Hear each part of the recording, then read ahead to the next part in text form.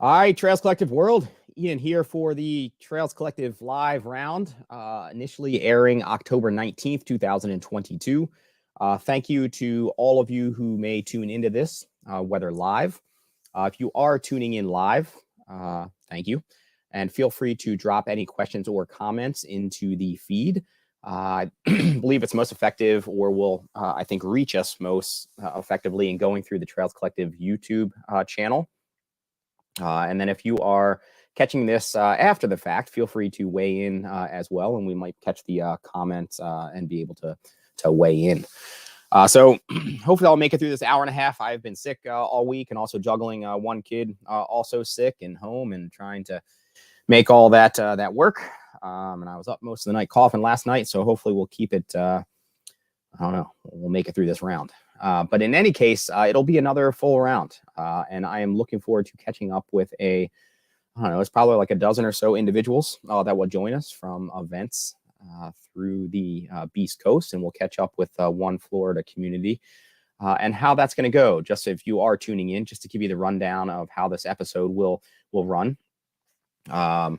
Really, I'll give you how it's going to run. So we are going to bring in here in just a minute Christina Folcik from the White Mountain Endurance Races. She'll have a couple, one study and potentially one, if we're allowed to talk about it, event to plug.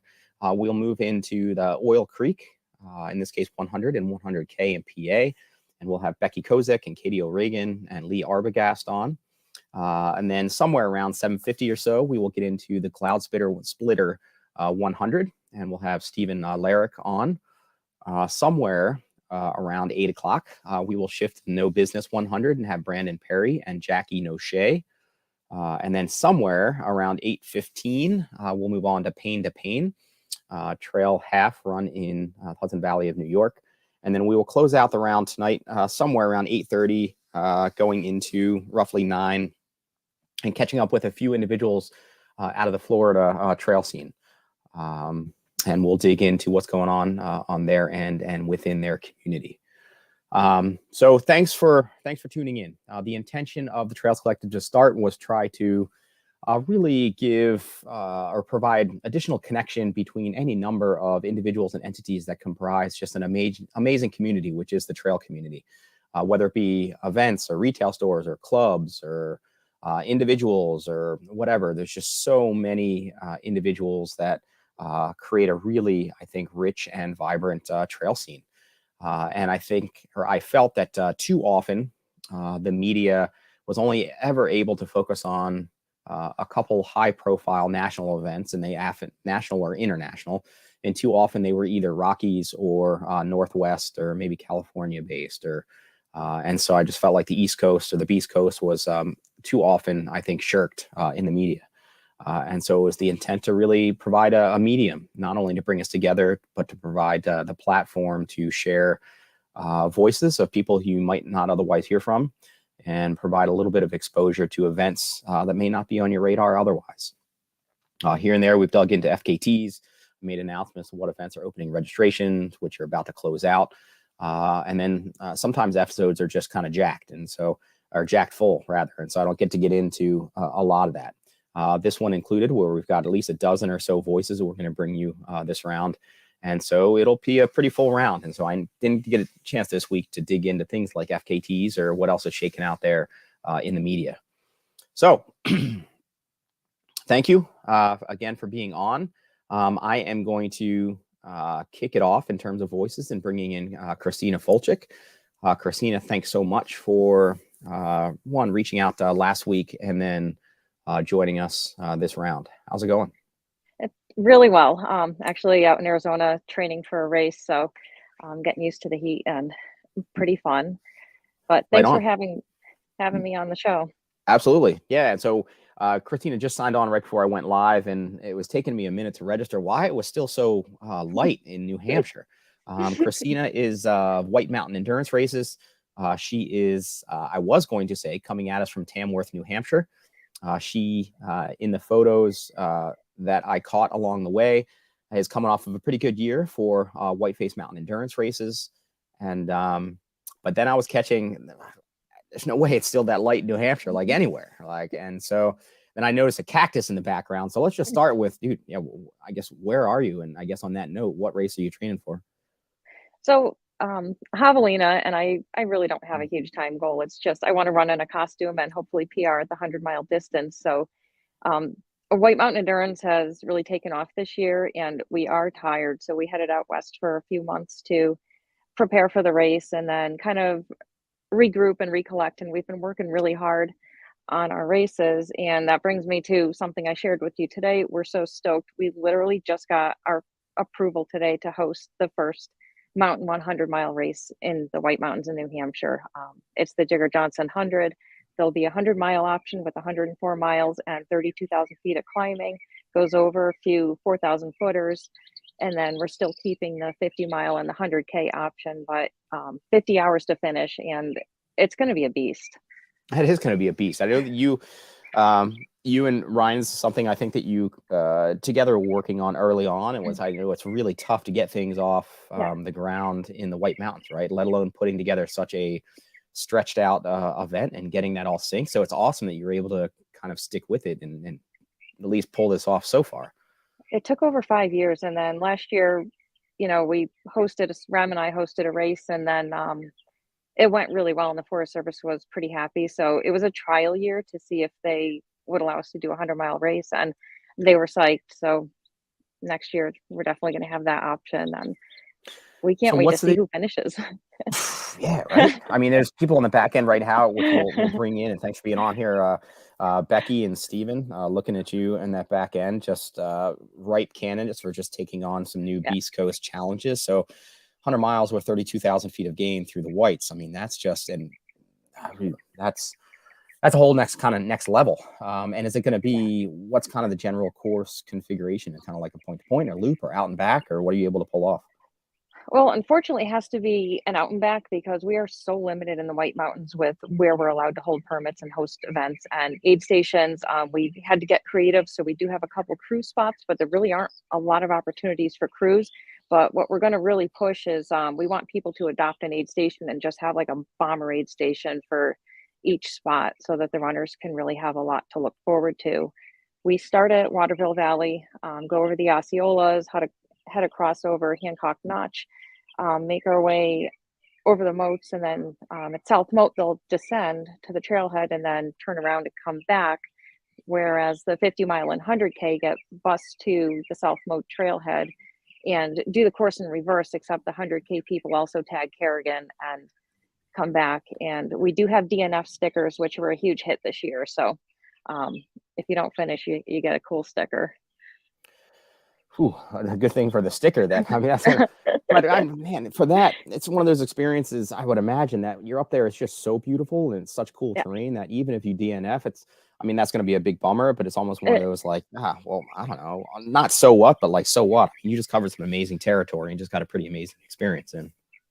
I don't even think the people that dropped were upset about it. People were so stoked. And when we handed them the sticker, they were so psyched on the sticker, and we're just really hoping to grow the event.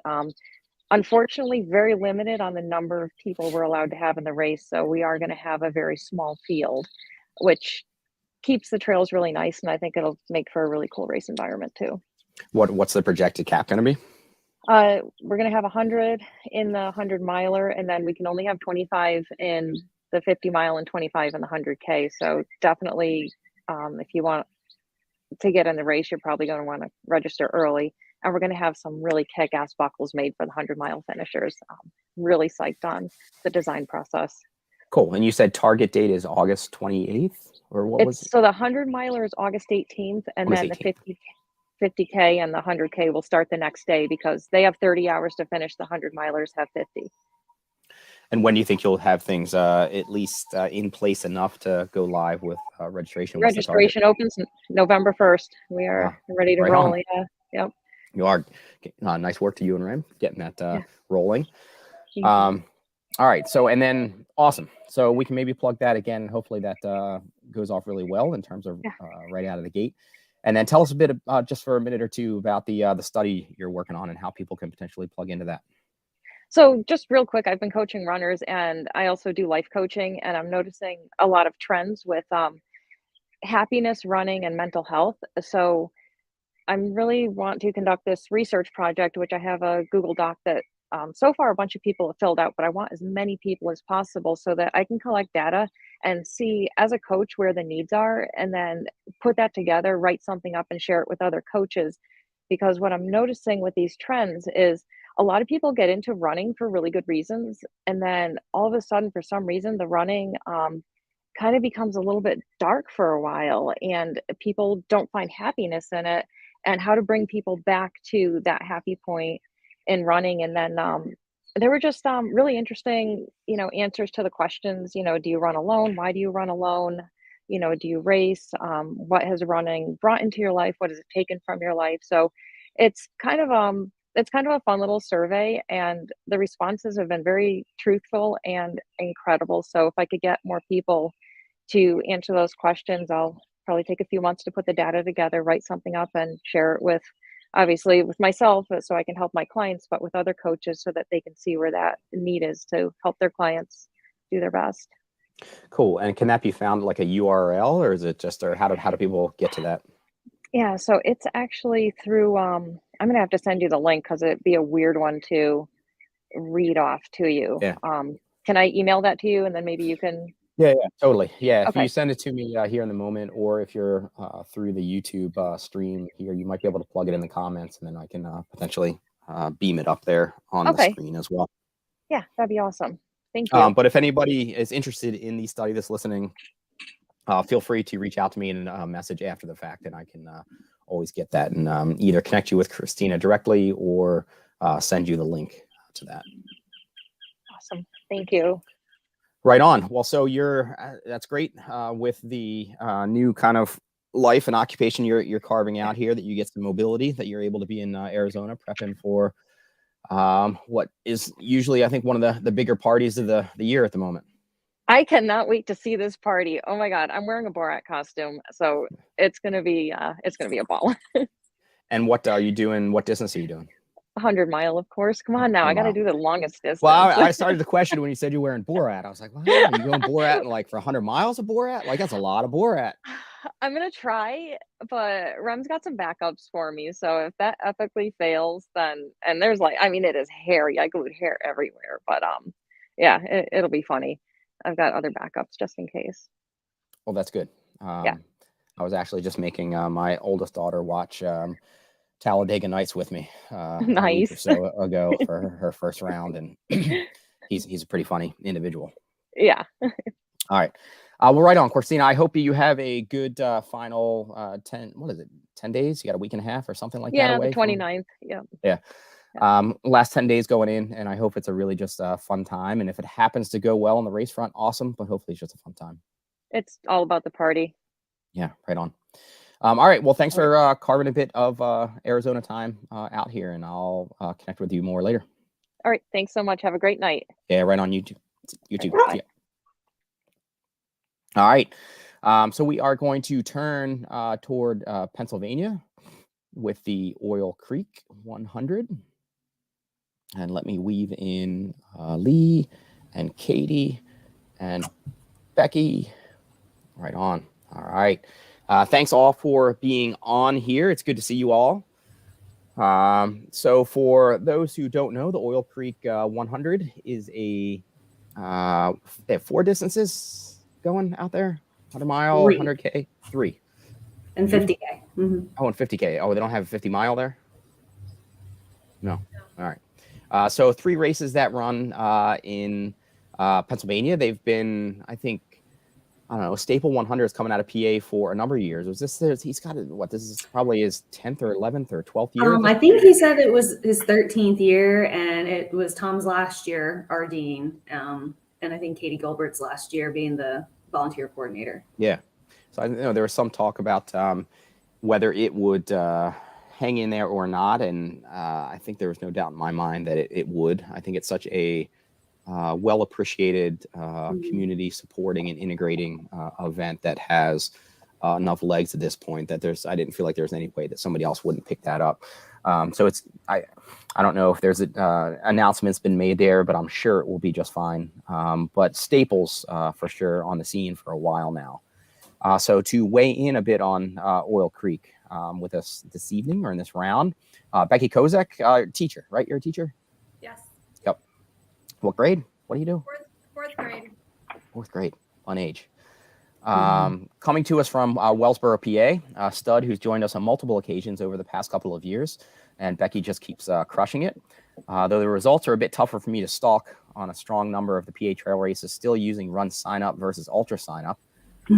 I mean, come on now, for the love, throw stalkers like me a bone here, and RDs make the switch. Katie, well, it's not even on run sign up; it's on miles for miles or something. Yes, it's its own thing. It is its own. Yeah, but like I think a bunch of races that you've done, Becky, though, I think are still using like run sign up, or at least some of the ones coming out of PA are often on run sign up, or even some of the others. I think that as we get into Cloudsplitter, they used run sign up, and I forget what No Business used. They may have been their own thing too, if not run sign up. But I don't know. It's so much fun stalking other people and what they're doing and seeing rankings. And come on, as an RD, how are you not using ultra sign up to let us feed in and geek out like on those fronts, unless everybody wants to be just kind of hiding, so we can't see your results. But Becky did the 100 mile, and we will get into the result here in a second. Katie O'Regan is an architect based in Littis, PA, who is one who has crossed between trail and road, often near the front. Though she's joined us for the national champs years at Cayuga Trails, her distances often hover around half to 30K, making a second place at Oil Creek in the 100-mile distance, not what I was expecting, and I was pretty surprised to read that when Becky gave me the heads up in a message. And then Lee Arbogast, firefighter coming to us from, you're a firefighter, right? I get that right? Correct. Yep. Coming to us from Muncie, PA, and a staple in the PA mountain trail community. He's raced Oil Creek in various distances, including the 100-mile. And when word got out that the Oil Creek might be his last year, he got himself back in that mix for another round. So it is good to have, and he did the 100K this year. And so question one for you, crew, and feel free as we're talking, any of you feel free to chime in with each other. Otherwise, I'll give us some talking points here. So Lee, you've notched, I think, has it been four, or I guess it's three. So all three distances now at Oil Creek? Yep. And give us the gist of Oil Creek and what has you coming back and why you were really apt to not miss the potential last round. So, I mean, for those who don't know, it's a 50K loop, and, you know, you do 1, 2, or 3 loops, and then the 100-milers do a little 7-mile loop to finish off that distance. So, one, it's really well supported. 2, it's very crewable. So, for your crew, it's easy. It's like less than 10 miles to drive from one end of this loop to the other. So, you can see your crew twice in every loop. In Oil Creek, like, nothing stays the same there real long. I mean, it might be technical for a quarter mile, and then you jump on a forestry road that might be a half mile long, and then back to single track, and you might climb a little bit. I know the climbing is not quite the same as it is here in North Central PA, but it's still climbing to them. It gets a lot of added elevation just rolling. That's one of the things I like about there is, like, it just always changes there. There's, besides the bike path at the beginning, nothing stays the same for more than, I would say, a half a mile or a mile at the most. You know, a lot of longer distances, ultras, you get on a forestry road or a double track road, and you're stuck there for 5 miles. That doesn't happen at Oil Creek. At least, you know, I don't seem to notice it if it does. And it's really well supported. Tom has done a fantastic job. Enough of a job that, like you said, when I heard it was going to be last year, I had no intentions of running it this year. I thought I got to get back in and do it once more.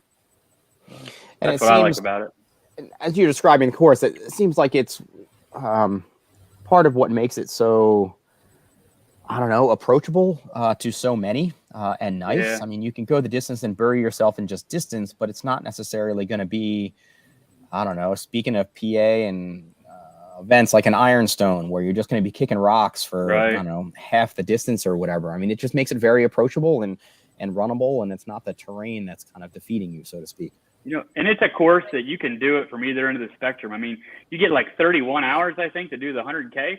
So if you don't think that you can quite get that in, and you're going to, you know, there's people that hike the whole 100K, which is just mind blowing to me. But say that's your ability, like, it's there for you to do that. But say you want to go out there and just run hard, you know, it's the course to try to do that at 100K without being, you know, pancake flat, you know, without being a rail trail. It's a great course if you want to do it on single track and run hard. It's a great place. Becky, you had a I mean, I don't think I got a chance to read if you did any posts on how the race really shook out. I don't even have times necessarily down in front of me. That almost seems kind of besides the point. But you, I imagine, I think I saw the clip of the start going off and you charging right off, knowing that you got the win. It must have gone pretty well. But before I ask kind of how it went, man, just thinking of your household there's got to be just this stoke level that's just high in the Kosek level house at any given point. I mean, you doing just awesome things, setting the bar wicked high for your daughters. You got Eric doing really long and awesome things. You get at least one daughter that's out there, like the fastest whatever grader in whatever county or PA. Like, you guys are just collective family crushers. And so I imagine it's just got to be constant high fives happening in that house. Sorry. Yeah, it's been really good. It was a little disappointing because they couldn't come out with me. It was Lauren's, one of Lauren's middle school races. And yes, she did it. She's been doing really well. She's been crushing it. And Eric's a coach, so he had to go also. So a shout out to my friend Chris Young, who volunteered to go out and support me and crew and pace me for part of it. And then I picked up another friend, Bob Bauer, to pace me for a section. And so, I don't know.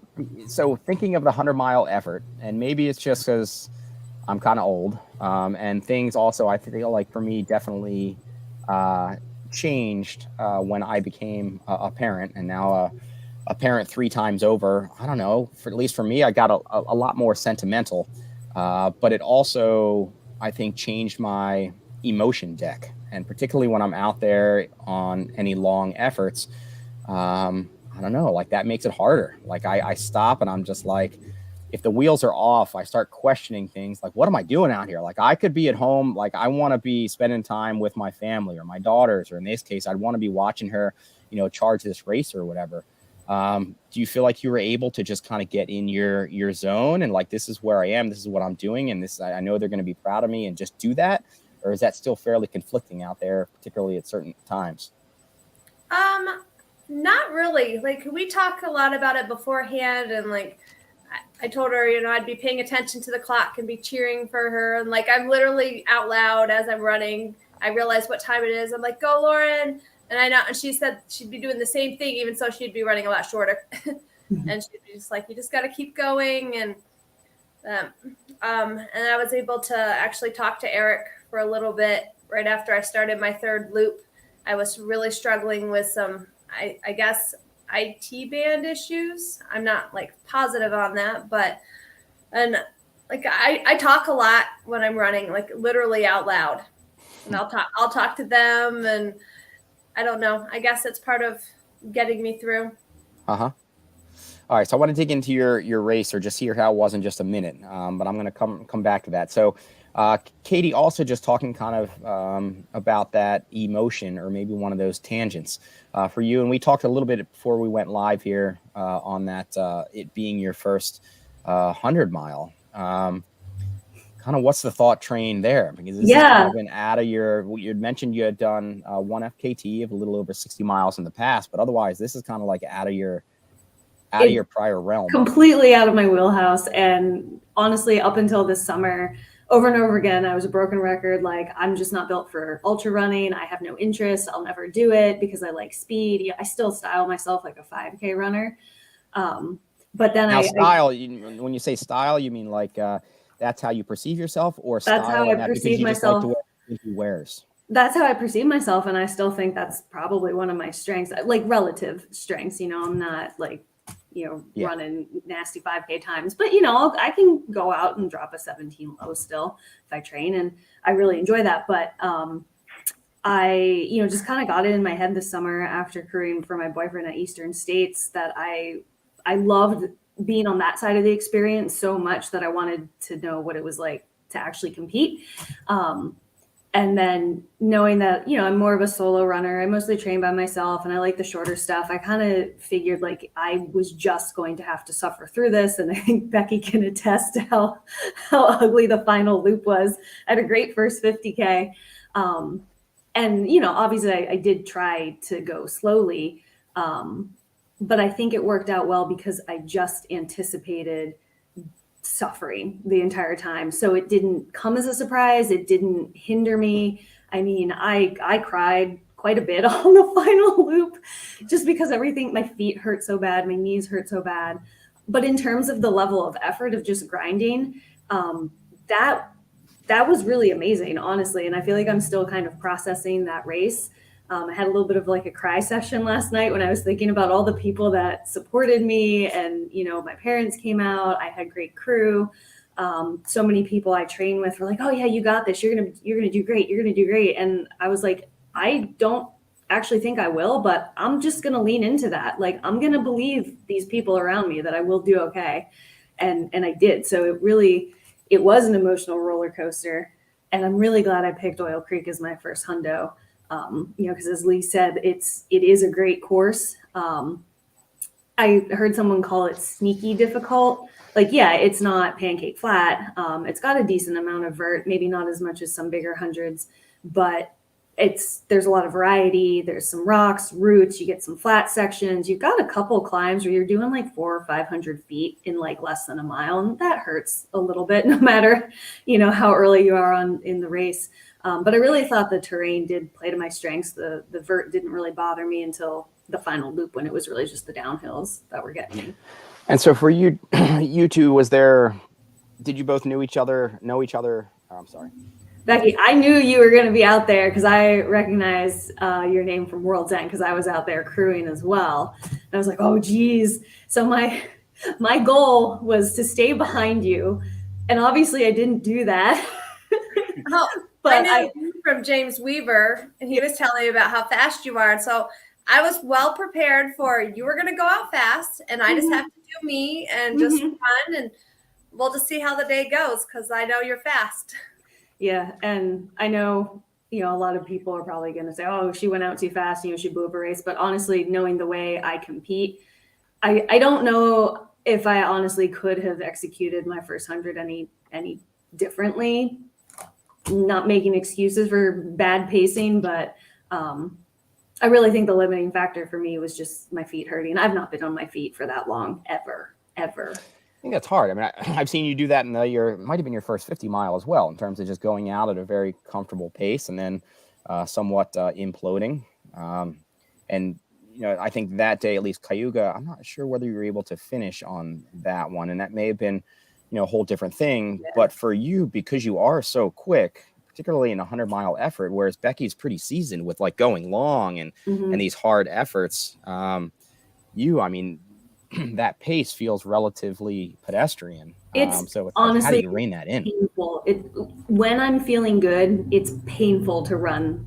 Yeah, it's great because your efficiency set is all different, and so it's hard to get your body to do that, which does put you into a really big kind of unknown, or you know. Well, no, you're totally right.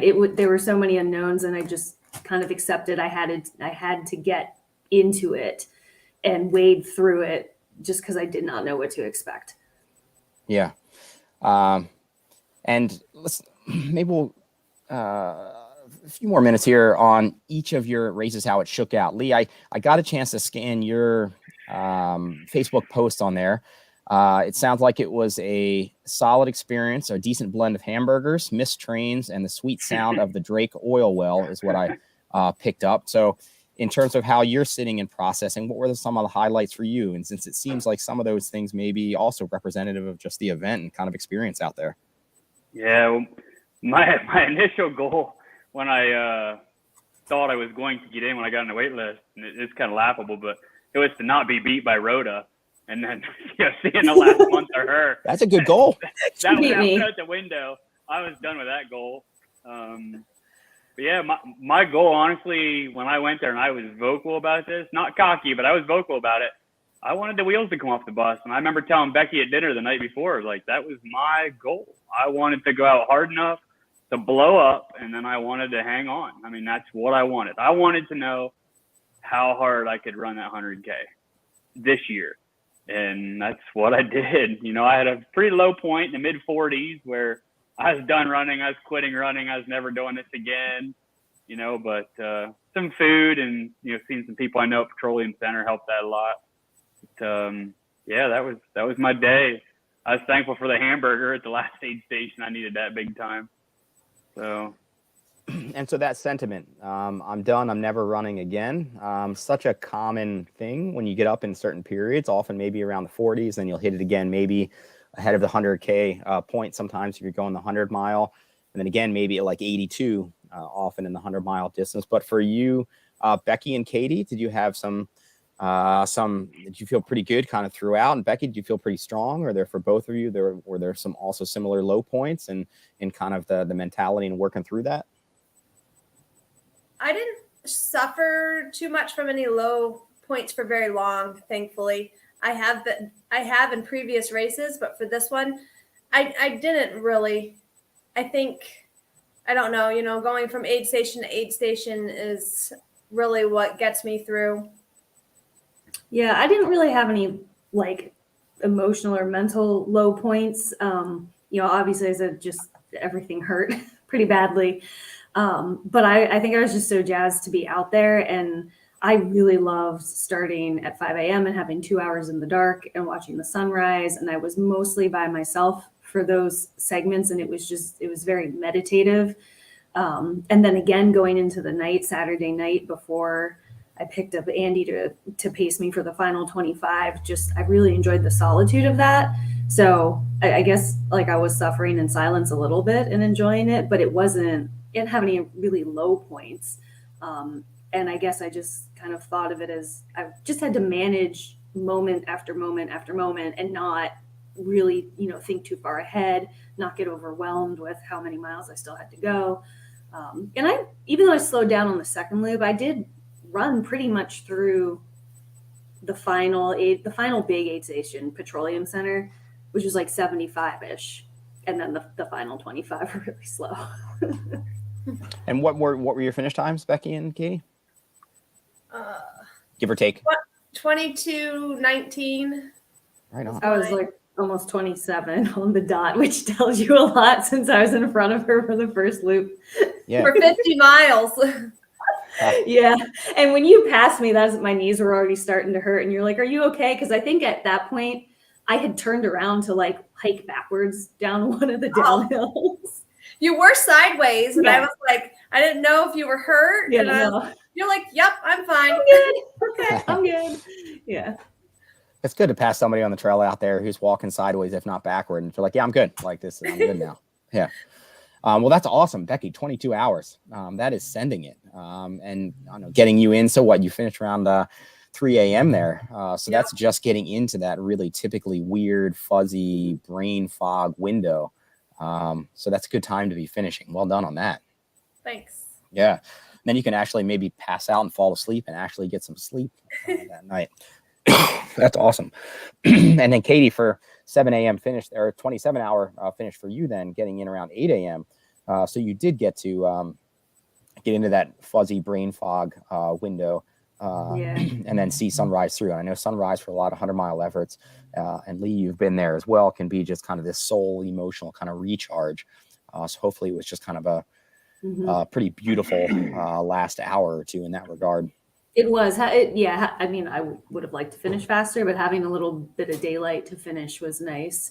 And towards the end, I had a couple people pass me after Becky did. I ended up in 12th overall, and I didn't know where the third place woman was. I wasn't really even sure if I was still in second place. And of course, I'm like, well, I want to hang on to that, for my first 100.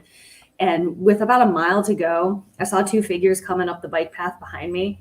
And I never got super loopy or really tired, but obviously I was a little out of it. And I just kept like breathlessly asking Andy, like, are there any girls behind me? Who's back there? Who's back there? And then they were gaining on me, and not knowing, if it was a guy or a girl, I was like, I'm not going to let them beat me. So I sprinted to the finish. It felt like I was running like 6-minute pace. It was probably like a 12-minute mile, but I like threw all my gear down before the final turn so I could actually like run unencumbered, and sprinted into the finish line and beat the guy. It was ended up being a guy. I beat him by like 20 seconds, which I think is just funny for a 100-miler.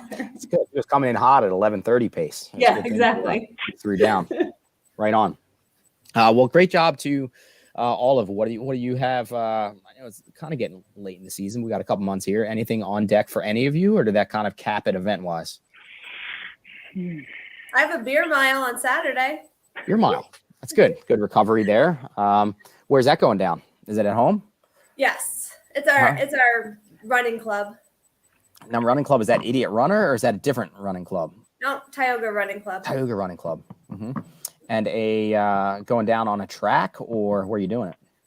It's actually at one of the members' houses. She mows a path in her field, and we do it on there. And what's the target? Well, right now I can't run, so I'm going to walk and drink beer. Good. Yeah. I'm going to see how recovery goes. Obviously, I'm in unknown territory. I have no idea what I'm going to be able to do, but sounds like you should go do a beer mile. Well, no, I was actually thinking of like a 5K or maybe Rothman 8K down in Philly. That's always a great, late November one. Either one. Or a beer mile. Yeah, but I am really thinking ahead to like a good 50K or 100K, just knowing how well I did run that first 50K loop and knowing that I still had a lot in the tank for that. I'm kind of excited to see what I can do if I race that. But I also would like to run another 100. Yeah. I don't know. Maybe next month you could probably find one and sign up for Well, I was texting my coach about maybe seeing if I could get into Hellgate 100K, which is in December. Which is always a good idea. You should probably do that. Yeah. That's probably a great idea. Great I don't know whether idea. he'll accept you, but he might. You should probably just send in your application and just worry about it then. That's what I figure. I mean, leave it up to fate. I mean, I will send the application, but then I'll leave it up to fate. Yeah, if you get in, you run. Yeah. Exactly. That's good. That's a good thought. Lee, how about you? What you got on deck? I don't really have anything scheduled. I think I'll probably run a little Pine 5-miler this Saturday at the Call of the Wild Mountain Fest. We were playing in Pine Creek today, so I did a couple miles there. So I am able to run a little bit, if that's what you want to call it. I'll probably do that. My kids are running that. I don't really have anything else this year planned. I'm sure I'll pick something up, probably something local. Not until March next year. I don't really have anything planned. Yep. So how's it go being, and then I'll let you guys off here. Man, being a firefighter, post 100K, post 100-mile effort, like on a fire call. Like, what do you get out there and you? I don't know whether people use ladders anymore, but they set it up and be like, no. I I can't got go up dispatched that to one Monday night. Then what's that? 36 hours later, we got dispatched to a high-rise fire. It didn't even end up to be a high-rise, thank goodness. But that's a lot of stairs to climb. I didn't have to do it, luckily. I'm good. I'm just going to wait out here. I'm just going to the wait whole way there. I was thinking my engine was the farthest engine out, and the whole way there, I was thinking, I hope this isn't it. So, yeah. Well, right on. All right. Well, great job, all. Thanks for being on here. Thanks for taking some of your evenings out. Yeah, thanks for having us on. Yeah, totally. All right. I'll talk to you all next round. See ya.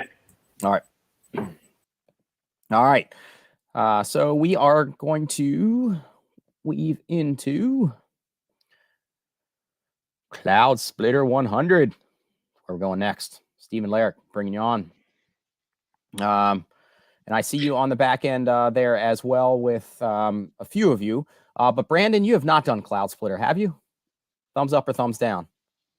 No. All right. Otherwise, I just bring you on and let you talk about it too. All right. Thanks for being on there. Well, so for those on the back end, right now we are probably about 15 minutes back from that projection on the timeline, just to give you kind of a heads up on where we're running. And I also, for those who are listening, I did plug the Christina study into the chat, which is one coming in from the Trails Collective, and it's a Google Doc link if you wanted to follow up on her study. So Stephen, man, good to have you on here. So the Cloudsplitter 100, is this still Kentucky's only 100-mile? Do you know that? Anybody? It's actually in Virginia. That's Virginia. What was I? Oh, maybe it was. I think originally the course was somewhere else. That's right. Yeah. Yep. Yeah. And I've heard, I think that the original course was really beautiful, pretty rugged. And so I think I probably got onto that page and I think I was reading about it versus the kind of the version 2.0 course here. So then this whole kind of description that I just copied and pasted here is referencing the original course. So we'll just throw that out the window. I'm going to introduce Steven, and then he can maybe give us the rundown of the gist. So Steven, Go Big Larick, and I'm adding that Go Big in there maybe for a nickname in the moment, and not to be confused with Arlen Glick, who we've given the similar nickname in the past in terms of the big show.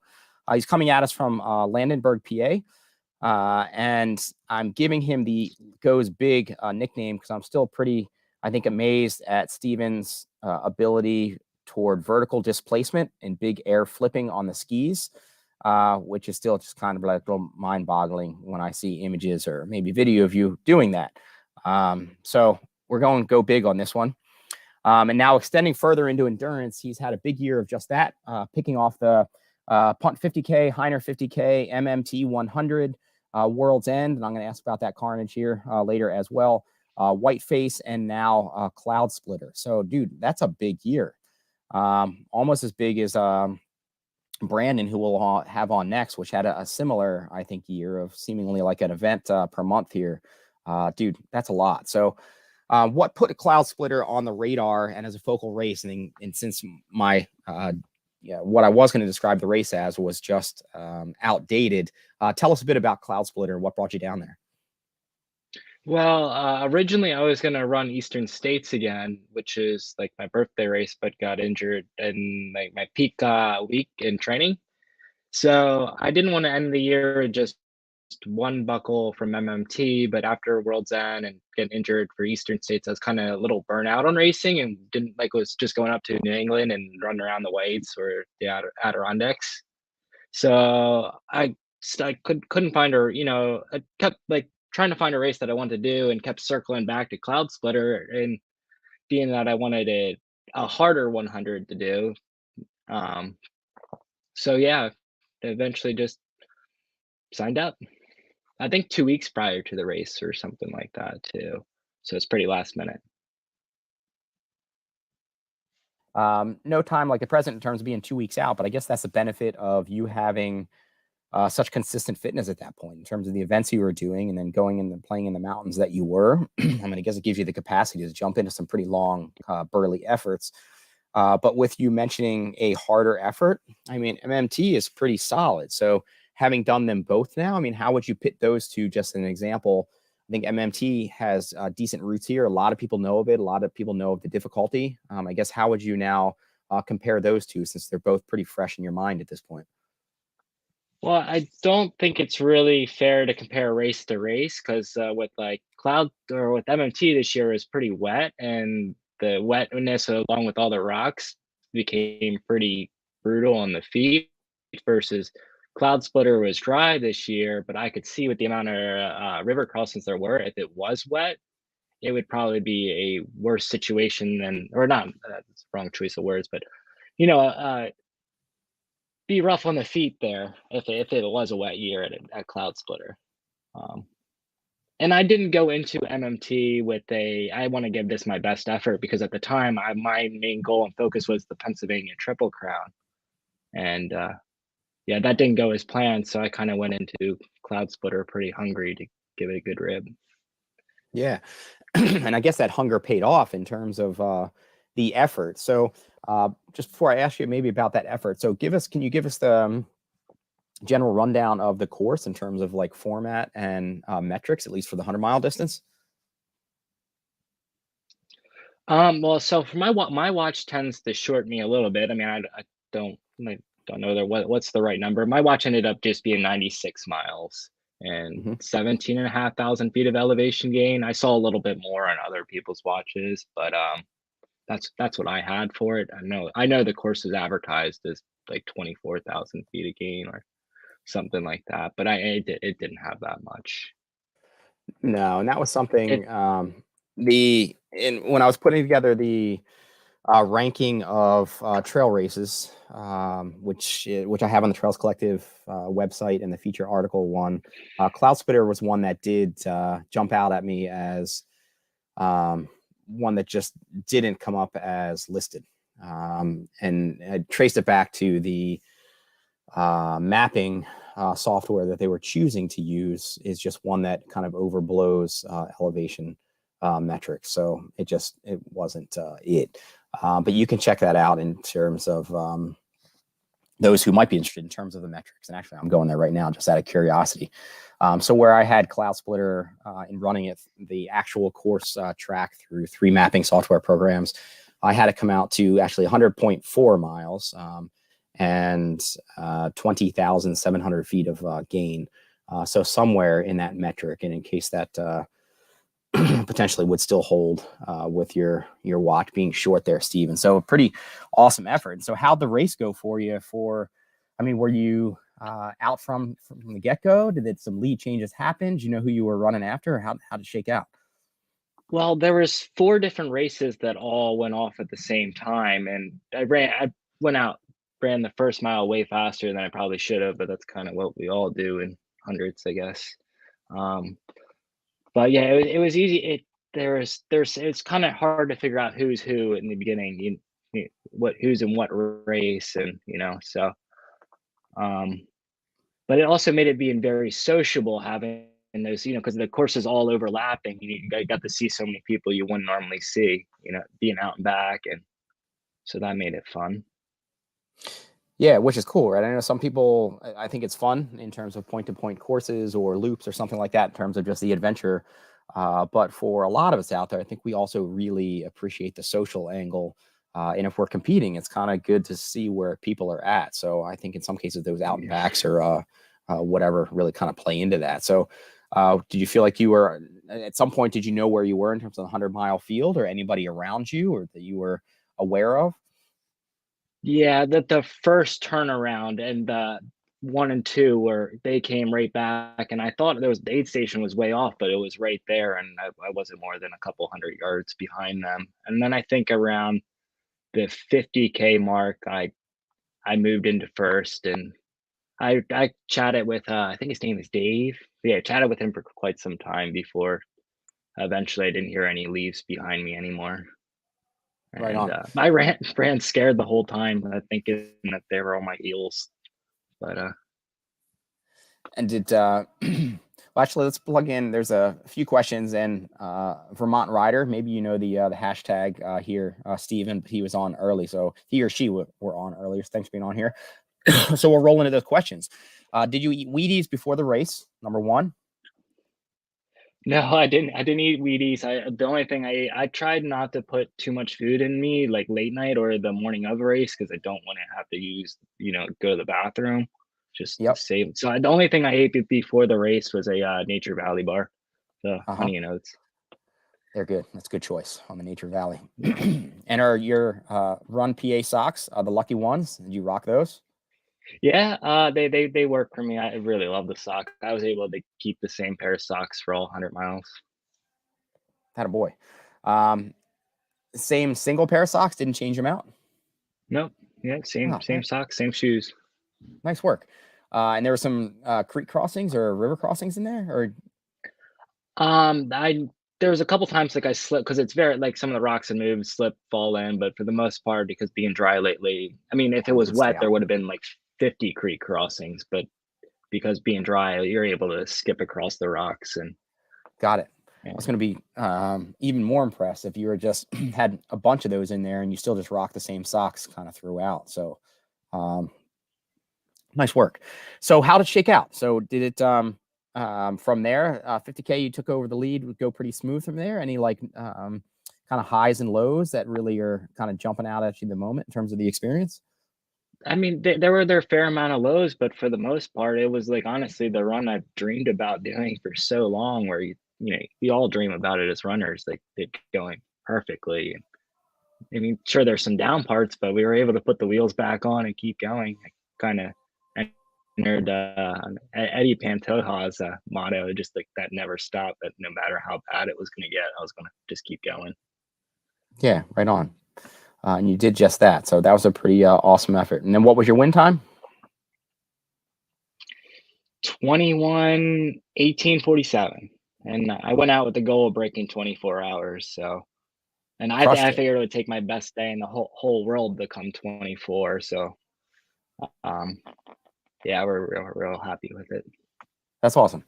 And mentioned I was going to ask you about it, but what tried to eat your head at World's End? Oh, I mean, the planets kind of aligned, but there was a tree that was sticking out, and my headlamp's glued at all the rocks and the roots that we have there in Pennsylvania, and I'm not looking at up what's above me, and I don't know if you can tell, but I got a nice scar as well as up there. Got it good. 20 stitches. Well done. That was a mile and a half into World's End. Right where you leave the little campground roads and get up into the probably the most technical of the course is that opening stretch. Yeah. Huh. Well done. I didn't get to see the other 60 miles, so. Well, next round, but I'm glad you made it out of there. They looked like some pretty crazy cranial lacerations, and for sure enough to kind of derail the I guess plan for mid-year. But it's pretty awesome that, one, you made it out with just stitches. I made it out at all, and then two, that you're able to rally and reconfigure and still get yourself to this point in the year. Yes, sir. So what else you got coming up? And this was the Vermont Rider that was on there. Question for what races are in the future? Any on the bucket list or anything that you're planning for? Well, I was a skier before I was a runner, and started actually running to be a better skier. Now I just run all the time. But like I always wanted to go to Chamonix as a skier. So now becoming a trail runner and learning that it's kind of like UTMB and being the mecca of trail running. That's the big one that I want to go and do. So next year, I guess I'm gonna have to fall in go get some running stones. I think I did see you in the Cape Fear lineup. Is that with some intention of the Badwater 135 at some point? Not really. A good friend of mine, Bill Henry and whatnot, known through work and whatnot. So he signed up for it, and at the time frame, I just wanted to sign up for something. And I've never ran on the beach before, so I figured 50-mile beach run would be a good way to right on. Yeah. Well, Stephen, great job this past weekend. It's pretty awesome. That was a really I think awesome year that you had as a whole. So looking forward to see where you still keep going with things. Well, thank you so much for having me in. Yeah, man. Good to chat. We'll connect later. Even better chatting with you. Take care. All right, man. See ya. All right, so we are going to shift to here the No Business 100, and then from there we'll get into Paine to Paine. So Eric, thanks for being on the back end, and thanks for your patience in advance. And Amy, thanks for being on there as well. Shawn and Matt and Dani, thanks for all being on there, and we will get in. So let's turn toward No Business. I'm going to bring in Brandon. And then Jackie, if you are on, Jackie was going to try to log in, but she was out with her cell phone. So she was going to apologize if she couldn't pull it off. So if she happens to log in, I will pull her through. But otherwise, Brandon, good to see you again. How are you, man? I'm good, man. How are you doing? I'm good. It's good to have you back on. So No Business 100. And hopefully I got this one right, because I think the course is still the same on this one. 100-mile loop course based out of Jamestown, Tennessee. Roughly 14,500 feet of ascent that traverses the heart of the Big South Fork National River and Recreation Area. Course begins in Tennessee, crosses the state line into Kentucky, and loops back around on some of the most scenic, as it says, and picturesque trails in the southeast. And then they reverse the direction of the course each year. And so I think that was on my radar, seeing some people post on it last year as just being just a beautiful, I think, option and Beast Coast possibility here. And so if she were to log on, or if she's able to join us here, Jackie Noshay was going to come at us from Farragut, Tennessee, was just nailing her first 100-mile with a 6th place overall and with the women's win in 23:29. And looks like she's just getting into the scene more. She ran the Gorge Waterfalls this past April for her first 100K with a 15th place women's finish. And it'll be cool to see where she goes from here. So again, if she's able to log on, we will pull her through. And then Brandon Perry coming to us from Cross Lanes. Is that still it in West Virginia? Yes, sir. Right on. Also, as I mentioned with Steven, has had a beast of a year. If we extend it back to December, Hellgate, followed by Frozen Sasquatch, followed by Cabin Fever. The 50Ks there, U-Rock 100K, Highland Sky 40 mile, the Ironstone, and oof, I know that was that was what it was in terms I'm still having flashbacks to those rocks. PTSD from that night out there. Man, every time I see a big rock, I just start shaking a little bit. I don't know. Yeah. And then I even though I've heard it pronounced several times correctly now, I still butcher it, but Kanawha Trace, how do you pronounce that actual? Canal Trace. Canal Trace. Yeah, that's the first thing we hear from people from out of town. I hear Kanawha, I'll be like, okay, and I ask you where you're from and everything like that. And so, yeah. And that's fair. And I guess every locale gets that, I suppose, when we get into the Florida piece here to close out the session. There are probably any number of names that I could probably butcher down there as well. Oh, there's a ton down there. Oh, yeah. There are. Yeah. But Kanawha is one I still revert back to my ignorant pronunciation on. Run Wild and now No Business. So that is a beast of a last 11 or 12 months as well. So nice work, man. As you were saying that, I forgot I did a couple of those. But yeah, it's been a good year. That's a good year for me. So it's like that means I haven't been injured or anything. So that's what I love. So yeah. Right on. And you look at those one, because I imagine it's just fun and getting out there, and it ends up being our community or out there just kind of hanging out with on weekends.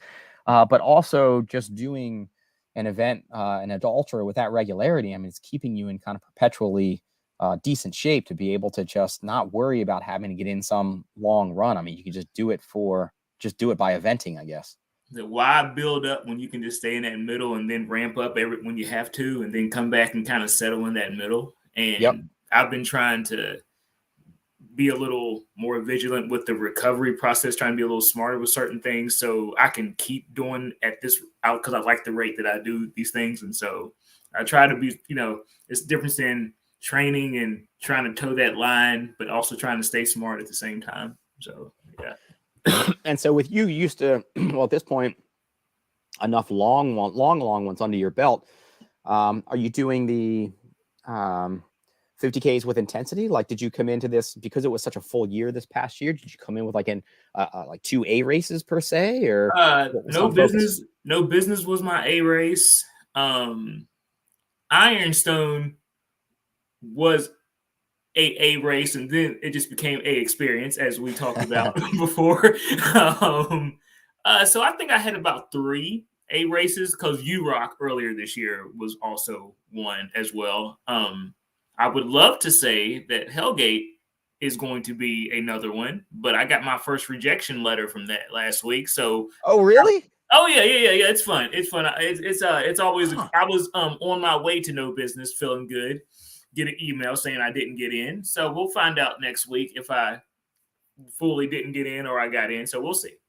I'm trying to be positive right now. So yeah. Huh. Yeah. That's interesting. I don't want to tangent too much there. We'll stay in that kind of positive zone or window, but. Are you 1 for 1 with Hellgate, or have you done it? I'm 1 for 1. Yeah. 1 for 1. Huh. Yeah. Oh, trust me. Trust me. We're trying to be positive right now, but I have some thoughts. But we're being positive right now. So yeah. All right. We'll stay in the positive zone. All right. So, No Business. So give us the gist of, this was your first No Business, correct? First No Business, second 100. Yeah. Right on. And the first 100, I feel like I know this. What was your first 100 mile? It was Grindstone last year. It was Grindstone. Yep. Yeah. And so I guess, and with Steven in the prior one where I asked if he'd compare MMT to Cloudsplitter, I mean, these are similarly Grindstone and No Business, just really different things, right? I mean, Grindstone, much bigger climbing, kind of bigger singular things. You got the night stretches, and these are just kind of apples and oranges here. Well, yeah, and the funny thing about No Business, this was the most reasonable starting, as we started at 8 a.m.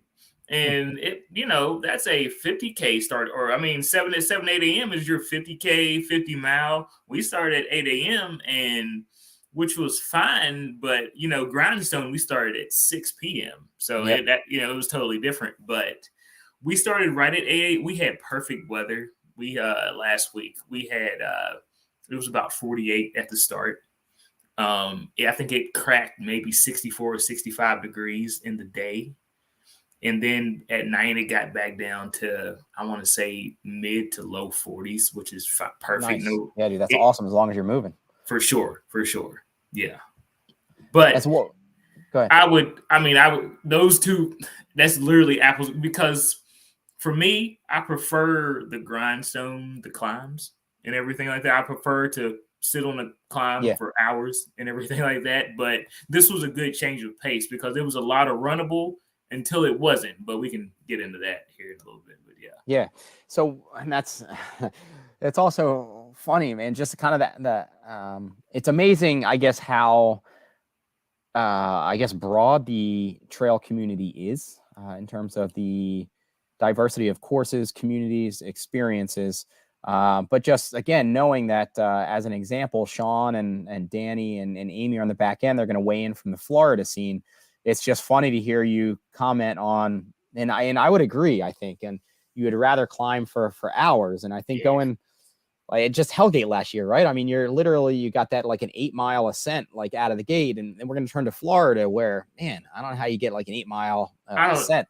I don't understand those Florida runners. I don't get it. I just, I guess they have like the sand stuff they run on. I guess they run up incline every. I mean, I'm not downplaying it. I'm just saying I just don't understand it. I just. Yeah. All right. We'll get in, and I don't know if you're still on. Maybe I'd weave you back in or whatever. But all right. So, what was your target for No Business? What was the goal? I'm going to be honest. When I first went into it, I read the description. It said 101.3 miles, anywhere from 12 to 15,000 feet. I said, okay.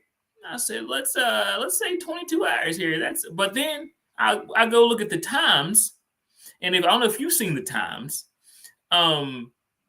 For the course description versus the times, there's slower times. And I was like, well, that's weird because it's only 12,000 feet and all the pictures I saw, runnable trails, crazy runnable.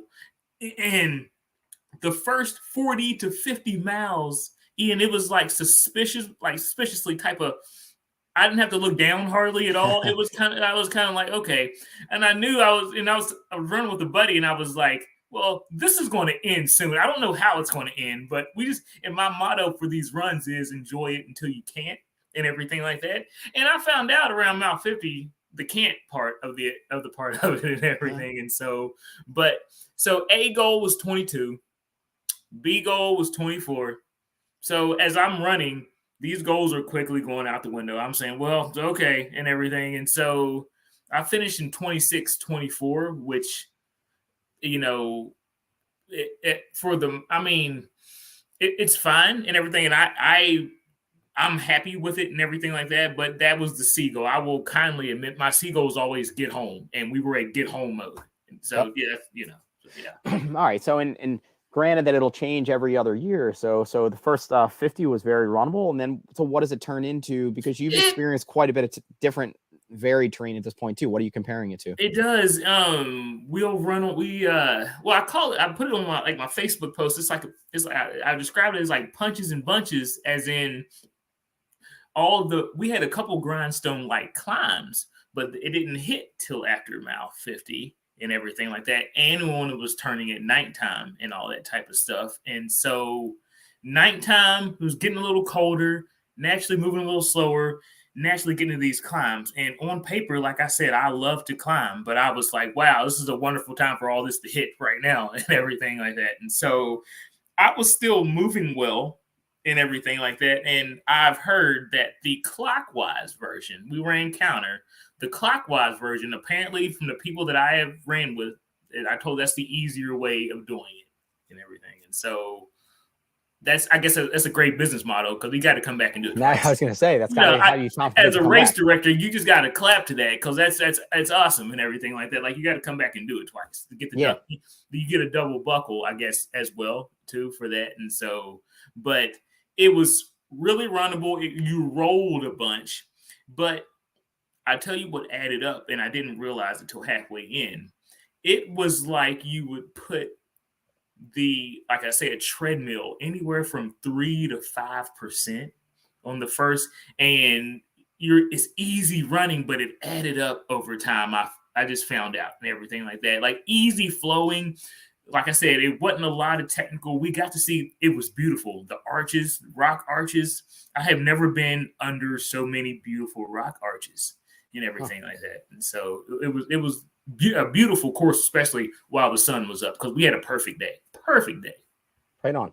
Yeah, and it sounded beautiful. I don't think I saw any photos of the rock arches, but it really sounds like it sounds great because it's the mild metrics on paper. It sounds like maybe do it on the clockwise year, unless you just want to grind.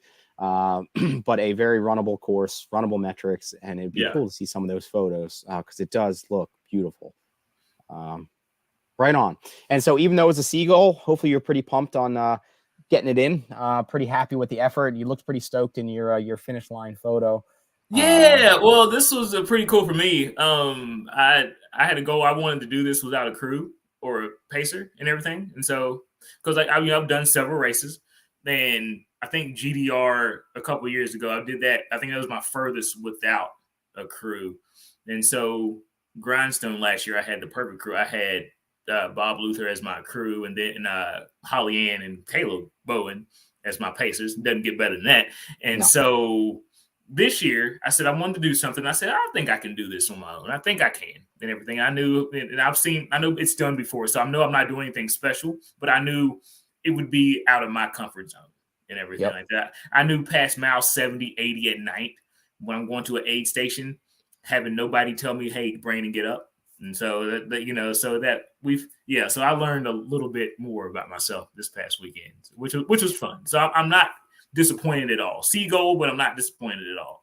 So maybe at some point maybe I'll have you back on. There's so many tangents here, and I guess it's what I get for inviting so many of you on. There's so many awesome voices, so many events, but there's so many tangents here that I could take in terms of just wanting to just dig in on that I refrain from. One of those could just be like crew or crew versus uncrew, pacer versus unpacer, but maybe we'll leave that for another session. Sure.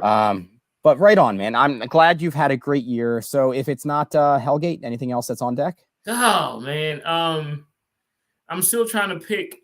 There's a couple local 50Ks next year that I'll do. Probably, like usually the same ones that you said at the beginning of the year, I'll do those. And like I said, those keep me honest and everything. Like I said, those keep me in like, not like peak shape, but it keeps me, in shape and everything. But I'm hoping this time next week, I'm telling you that I got into Hellgate. So, I'm hoping. Right on. So, my fingers crossed for you. Hey, cross your fingers and your toes for me. So yeah. Well, hopefully one of us. I refrain from getting my application in. I try to make the responsible decision. So hopefully you're down there for both of us and getting it done. Yeah, because I want a badge. Like my last year was, for me, it was good weather. Technically, it was 40s. Yeah. At the top they had some gust or whatever. Like that was nuts. It was crazy dense fog and crazy winds, but we had really ideal weather. Yeah, but I want the true Hellgate experience. I want it to snow and I want all that. So that's what I want this year, if I make it the end this year. So yeah. Right on. Sure. Well, Brandon, great job, man. And it was great to have you back on. And hopefully we'll be chatting Hellgate again here pretty soon. Yeah, for sure, man. I appreciate you having me on here. Totally. Yeah. All right, man. Talk to you then. See you. All right, see you. All right. So we are turning back to New York here. And Eric, thanks for your patience being on there in the back end. And Matt, thanks for your patience being on the back end. And for the Florida crew, I know you guys are all old. So I appreciate you still being on the back end and not overly tipsy at this point. Just hang in there. I mean, Shawn, I can see you losing more hair in the back end. Just like, dude, I should be sleeping by now. But I appreciate you being there. Appreciate your flexibility and patience. So Paine to Paine, thank you guys. I know I'm missing you guys by a week. I wanted to touch base with you last week more when the race was fresh off the press, but here we are, and I appreciate you guys carving some time out, especially running behind. So Paine to Paine, organized by the New Row Runners as part of the Trail Mix series of Westchester and Fairfield counties of New York. It is a cool, I've not done it, but it looks like a cool loop configuration.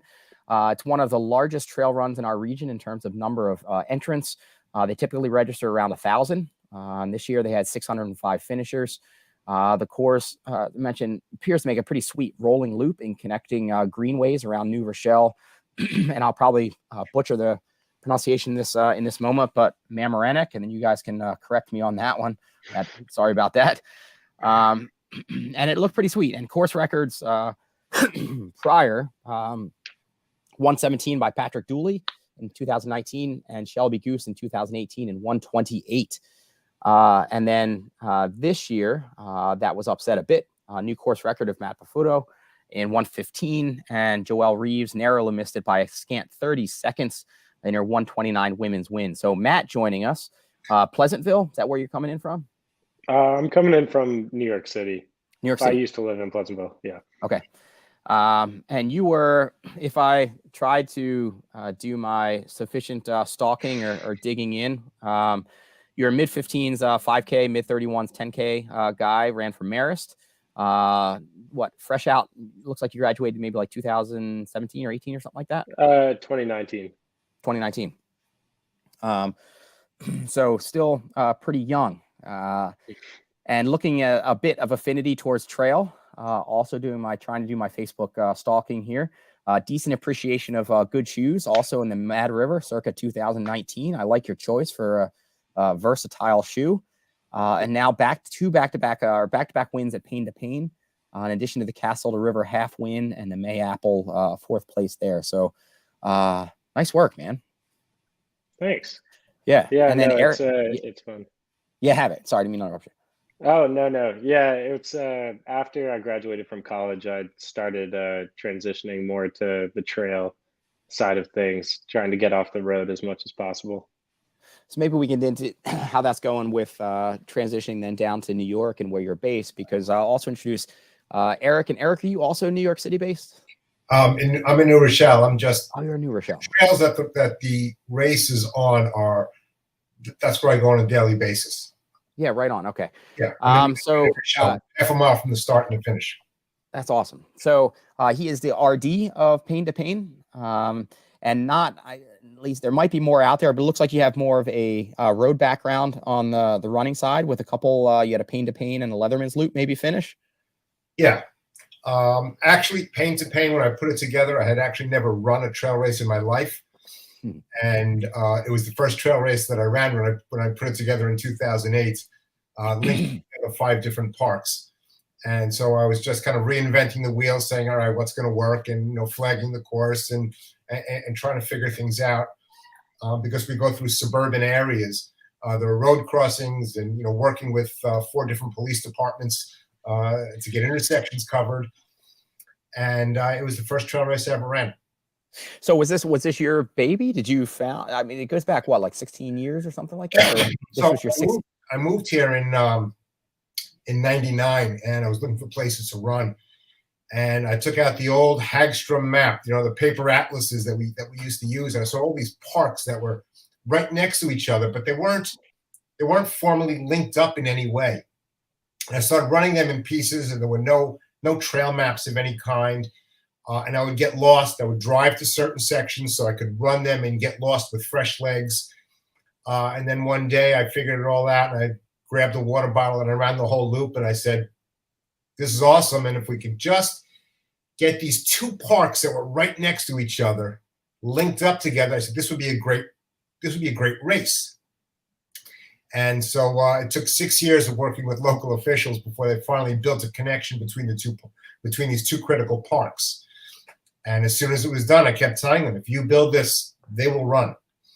And we started out with 50 people, and now we routinely turn out 600 to 700 runners each year. And that's the story of the race. And part of that effort, too, I mean, I don't know whether it was in resources in terms of funds raised or whether it was just individual power on the trail. I mean, it sounds like some of the resources were for sure going toward creating some of those trails or connections. What was the... How'd that go? There was one key connection. When I started running it, I had to connect the trails, I had to run on this narrow, twisty road that had a shoulder that was about 6 inches wide, and that goes past Wanefoot Country Club in order to duck into this next trail system. And it was unusable for practical purposes because it was just really too dangerous to be running on a regular basis. And so we narrowed that down to about 150 feet, and I persuaded a municipality to build a shoulder for part of it. And there was a little sliver of trail park between 2 houses. And we built a new trail right in there, just a quarter-mile trail. and it was all that was needed. And as soon as it was done, we put on the race. That's awesome. It took work, and now guys like Matt go out there and blow the doors off this course, and older guys like me just kind of plod our way through it when we run it. Yes, that's awesome on so many levels in terms of community development and bridging, and even when you're talking about like country club, I don't know how many people out there are able to pull off a trail connector permissions, through maybe like country club, property or whatever, saying we want to bring a trail race of X hundred people through here. I imagine for most people, they can't pull that off. So it's pretty awesome that you were able to. The country club is on the other side of the street. Thank God. Because there's no way I ever would have gotten permission from Wayne Foot to go through their property. That wasn't going to happen. But we have had, and Matt can speak to this because he was just out there last week. We've had tremendous community support. We routinely turn out 150 to 200 volunteers on race day, and they're all over the place. And it's college kids, it's high school kids, it's Boy Scouts, it's Girl Scouts, it's all people from the community who are serving food at the end and manning intersections, and there are, I talk about intersections, but there's miles and miles of trail that you are running completely unobstructed, without ever seeing a street. The trail. I feel like the trail aspect, so close to New York City, is like sort of critical to the community because you have a lot of people who are yearning for that, and it is really a community-based effort. Like way before Paine to Paine, or even before I was a runner and I was a Boy Scout, my troop did 2 Eagle Scout projects on the Colonial Greenway Trail, just sort of maintaining it and working on those connecting spots, putting down wood chips, removing debris. So like these trails are important to the community for sure. I didn't know you were one of the Boy Scouts out there doing it. Yeah. Working with Liz? Troop 11 near Shell. Well, maybe next year when you're trying to take down your new record, you can just bust out the old Boy Scout uniform and just rock it in the Scout uniform, maybe. He crushed it. Took 2 minutes off the old course record. Yeah, so I mean that's just moving. So I mean, how does it? So for a speedster out there, Matt, I mean, how is it? I mean, trails just kind of flow. Any much technicality out there? I mean, your time's pretty fast, so it suggests there's not a whole lot of technicality to get in your way, and it must just flow. Yeah, I wouldn't exactly say that. I would say if you look at my splits, like my first 5 miles was like 550-ish. And then my second 5 were like 545. And then the last 3 are really nice dirt pack. And those were like 520, probably average. But, Eric, if you've ever had a chance to hop over to his website and read the disclaimer that he put on, or the release statement, it's probably the best written release statement for a race you've ever read. So I definitely suggest everyone go read that. But he starts the race with a half-mile uphill run on a road, and just to weed out going into basically a narrow entrance to the trail. And then as soon as you enter the trail, it's a sharp left turn into an uphill, and then it's super technical, curvy, like rocky. I spend a week doing a running trek out in Colorado, Hut Run Hut, run by Ricky Gates every year. It's a friend of mine, and I have way less technicality out there on some of these trails than I do on the first 3 miles of Paine to Paine, which you wouldn't suggest, but it's sort of that classic Northeast rock and route that sort of sneaks up on you. But it's just really about, it rolls. So the first year, I think partially due to training, and then also just due to not really running the trail fast before, you don't realize how much that first part takes off of you. So once you're used to it, then you can really like sort of fly over it. When to use the downhills and just bomb, and when to slow down and pull back a little bit on the short but steep uphills in the middle of the race. There's probably like 3 uphills that slow you down a bit at mile 4.5. There's one which Eric so graciously puts an aid station right at the top of the hill, to really make it so it's impossible to drink water because you're sucking wind going up this 8% incline. Like 4 miles into the race, and then he puts another one right at the top of the second hill, which is at 8 miles. But I also was able to push this year too. The guy who was in third place was right breathing down my neck the first 8 miles. Like literally right on my shoulder, you can see most of the pictures. He's like right behind me.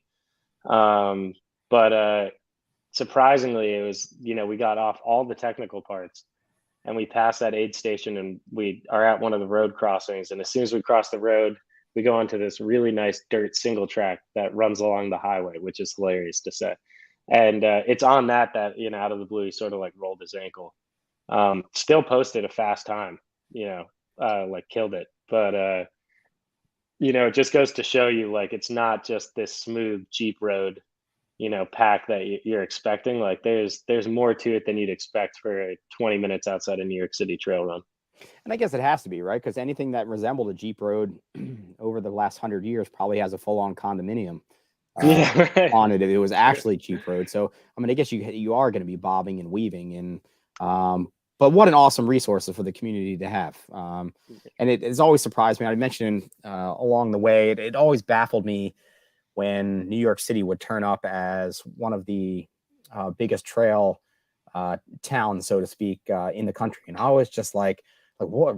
Clearly, they're just pandering to whatever kind of advertising interest or whatever. Like that's just it's just stupid. Like I don't even know what they're talking about. And I guess the more that I got out and the more that I learned is, if you're treating New York City as an epicenter, like it's absolutely insane how many amazing trails are within like an hour of New York City in most directions. Let alone, I mean, they're just big networks. Let alone your kind of Greenbelt Greenway or micro connectors, and Eric to live there and have such an amazing resource just like a half mile from your door or whatever.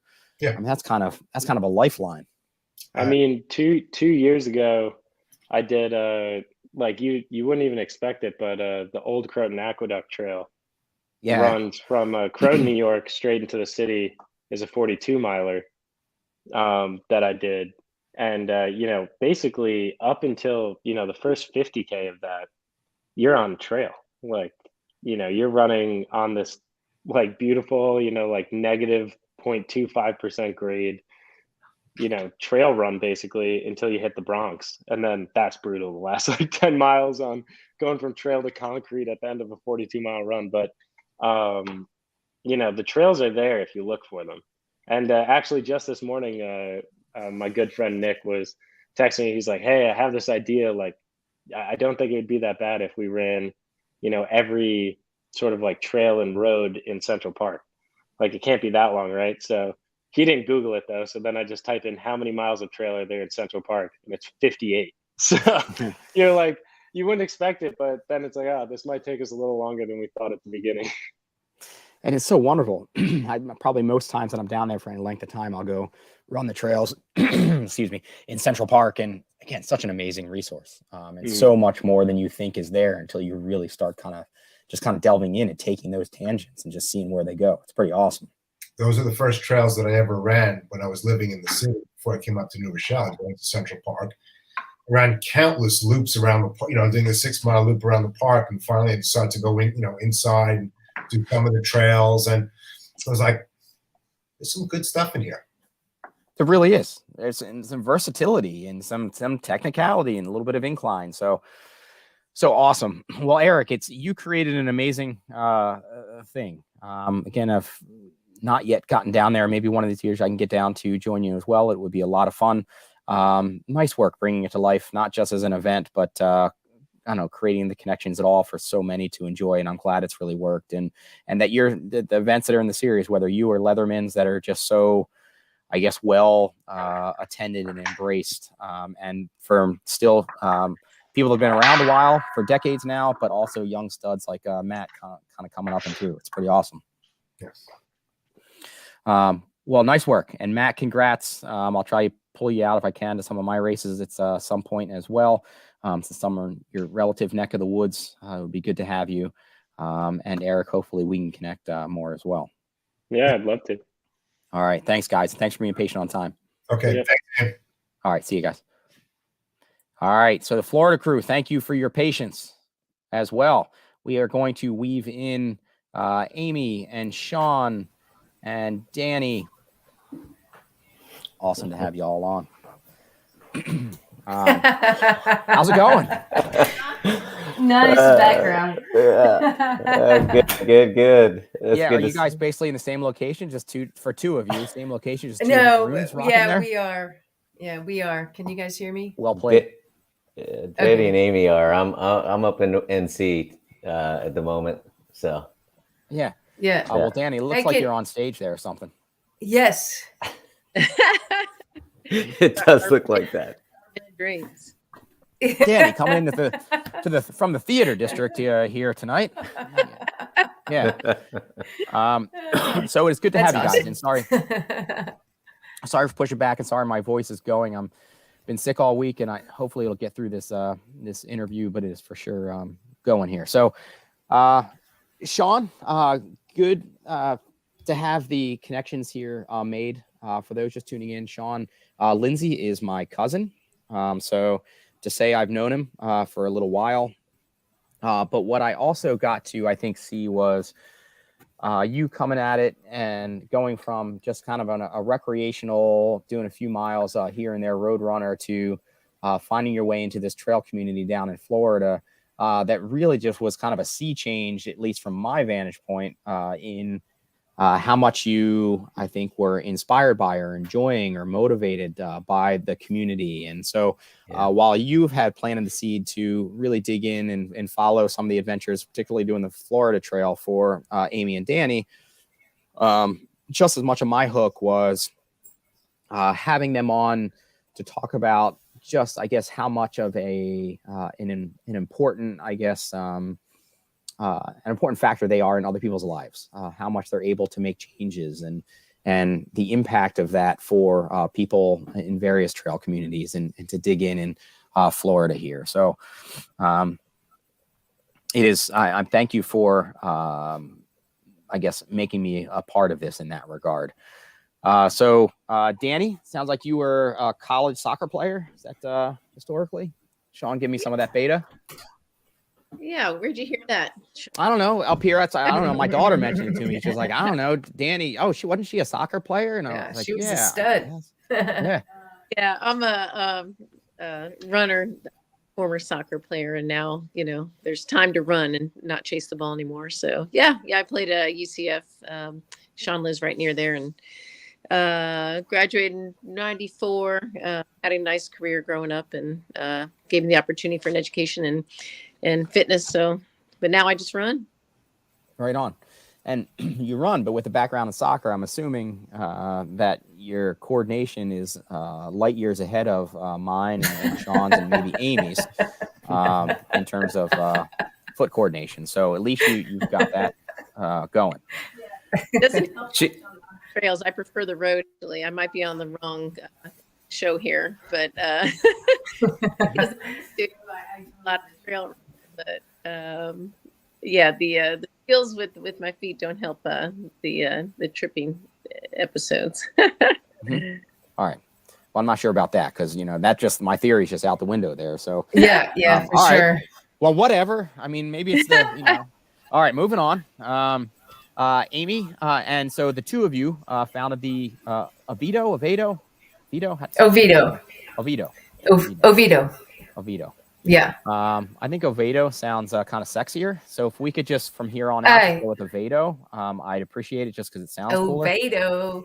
Yeah, exactly. Founded the running club together. And you, though, maybe a former runner or maybe a little bit more run in your background or history. Is that true? No. I mean, true. I've been running as not true. I don't know. I've been running as an adult, but I didn't get serious and consistent until my mid 40s. So I was in band. I was as a youngster. So what instrument did you play? What'd you do? I played tuba. Tuba. Yes, for sure. Well, I marched it. So yep. Yeah. Good. And the so getting into your 40s here, I mean, my theory was out the window with Dani, but I'm going to just, put another one out there, which maybe you will usurp here fairly quickly. But getting into your 40s should mean that your joints are a lot fresher than maybe Dani's and Shawn's and I, that you should be kind of fresh as a daisy in that regard. That's kind of the mentality that gave me the confidence that I could actually run the whole Florida Trail. Because, you know, you hit a point in your life and you're like, am I going to ever be able to do this fast at another age in the future, where I haven't put the wear and tear on my legs as elite runners have that have been running since they were in high school.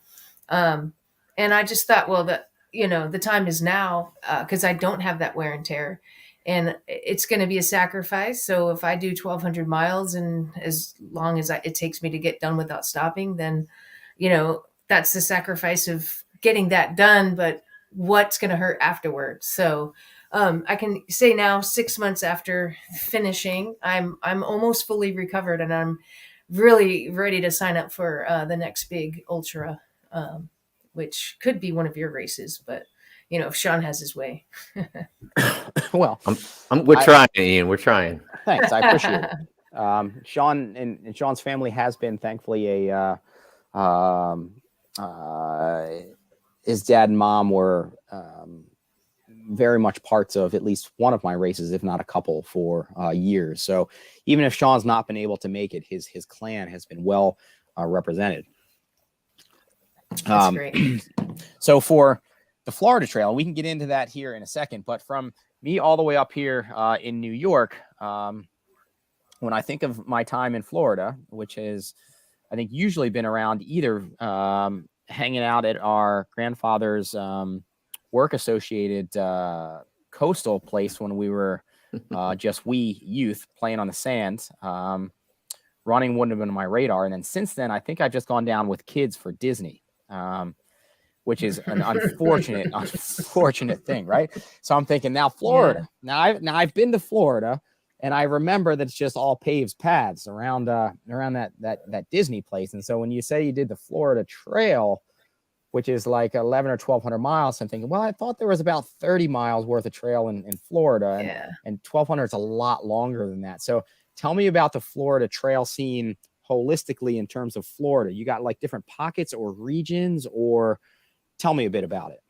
Yeah, man, it goes through the interior of the state. So all of those paved paths that surround it, it all drains into the interior of the state. So it's just basically one big swamp from the Everglades to Pensacola. And there is about 20 miles at the end of the Florida Trail that's all sand and sand dunes. So you get that experience, but you don't see that until, you know, the very end, right before the northern terminus. But it's mostly swamp. And to talk, it was Brandon, right, earlier on, asking about how Florida runs their trails because there's no elevation.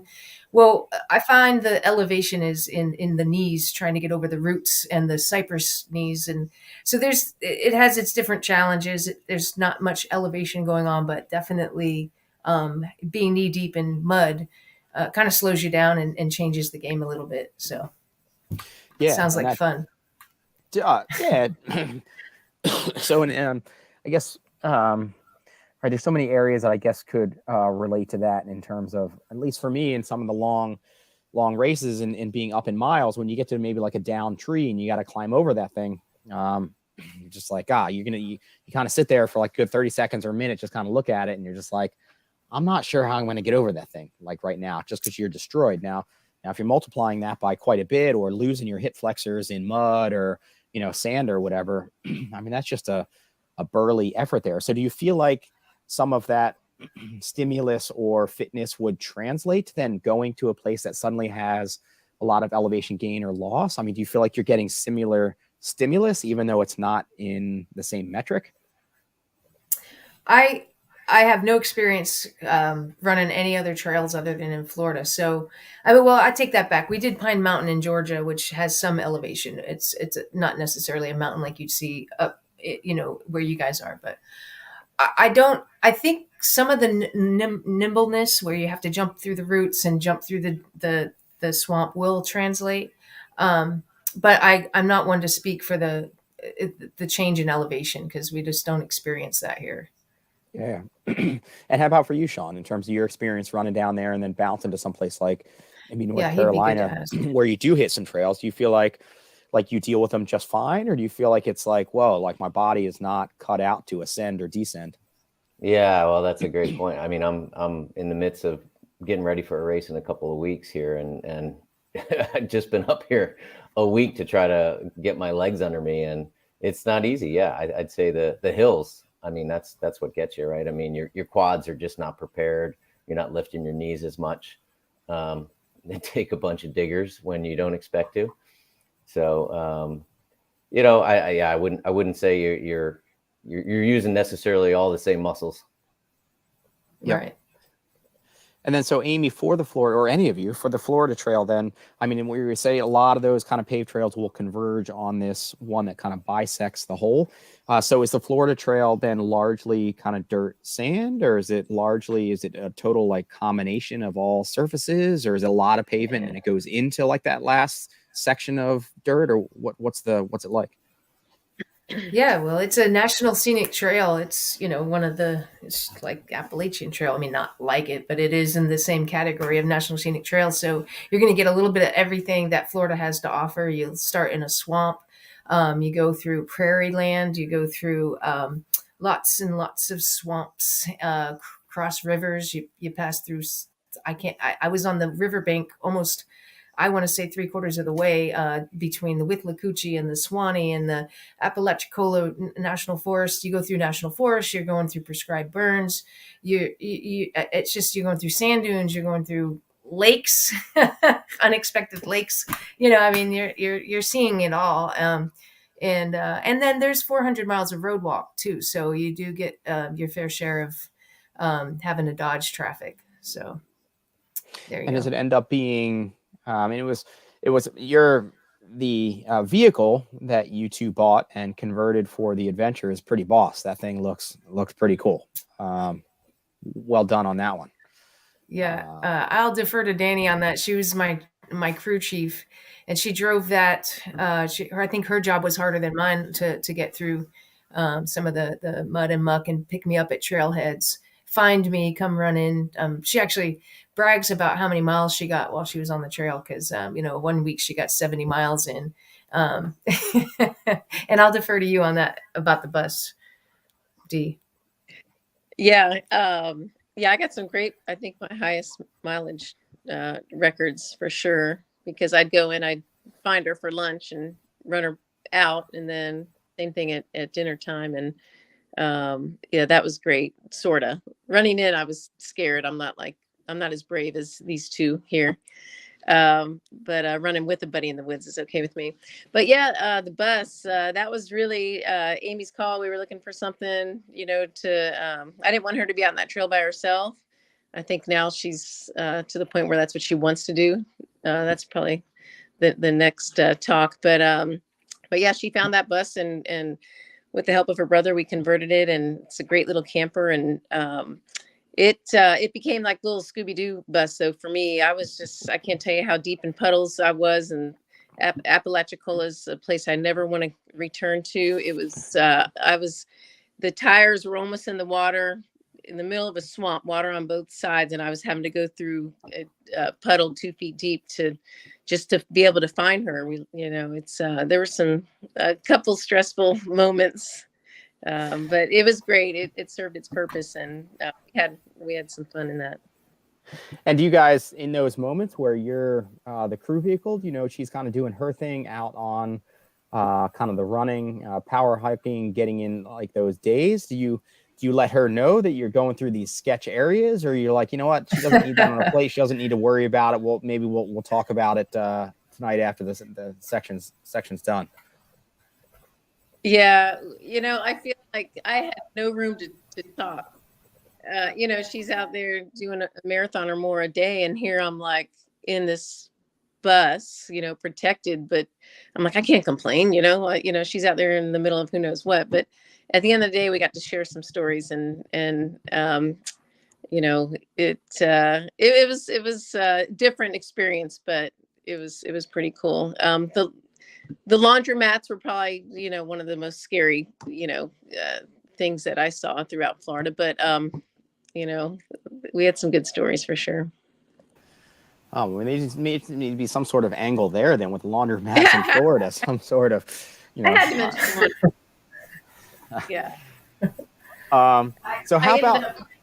throughout the state, and just some really shady places that we've been, and it's awesome. And then, so how about for you then, Amy? Anything that was, or maybe just like a couple stories from the trail about, man, like this is a wild kind of Florida experience or trail community or person that you interacted with, or there might be a couple, but anything along that line that were just like, man, like that was just a crazy experience.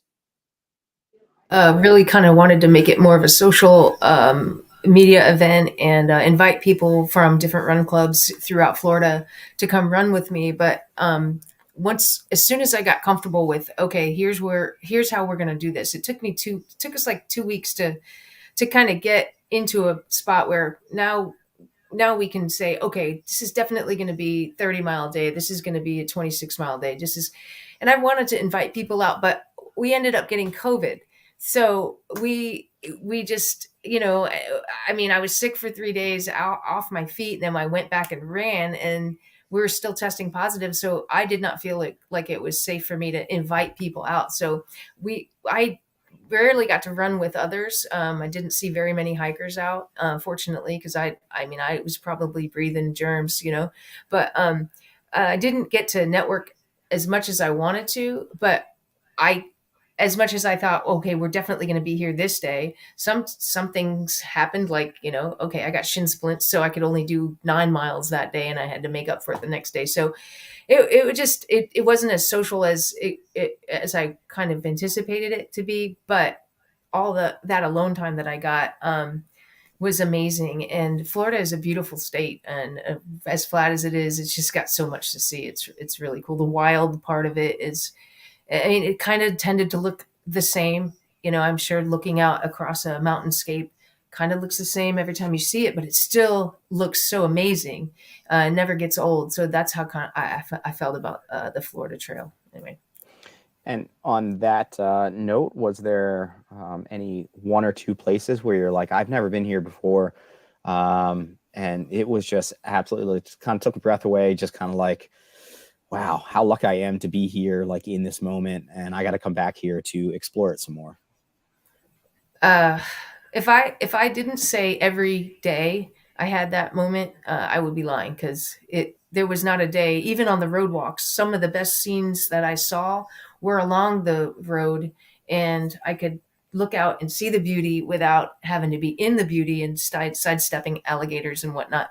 So every day there were breathtaking moments, but I think seeing the Swanee River on its banks was one of the most breathtaking. And then Bradwell Bay, which I don't want to get into, but if anybody's watching, look it up. It's a pretty amazing place. It looks like, Yoda is going to come out of the steaming water in the swamp. I was expecting Luke Skywalker to flip around and have a lightsaber in that area. It's an amazing place. So those two, Bradwell Bay and the Swanee River, those were awesome. And fortunately, we're going back to the Swanee River in November to do a Wild Florida run. We're going to be doing a 50K there. That actually has some elevation. One day that I did about 36 miles in the Swanee River area, my watch did say that I had 8,000 feet of elevation nice. Change. So going in and out of the tributaries, like the tributaries into the river, all these little creeks, it's all ravines. So you're up and down in ravines. So, I mean, my quads did get shredded a little bit, but nothing like climbing mountains. Yeah, but I mean, that can be the death by 1,000 cuts right there in terms of just that grind and how it adds up to, in some cases, a more significant thrashing. So, yeah, I mean, that's quite a bit over a 50K there. Yeah.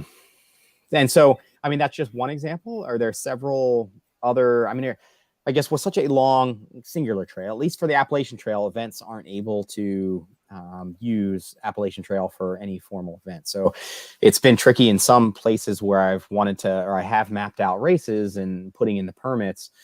Like it's tough to get certain configurations to work without using the AT. And when we can't use it, it's hard.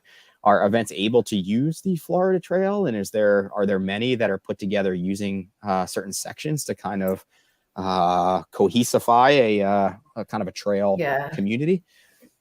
So the Florida Trail Association is actually the ones that's putting on the Wild Florida in conjunction with the Run Bum guy down here in the Shawn. southeast.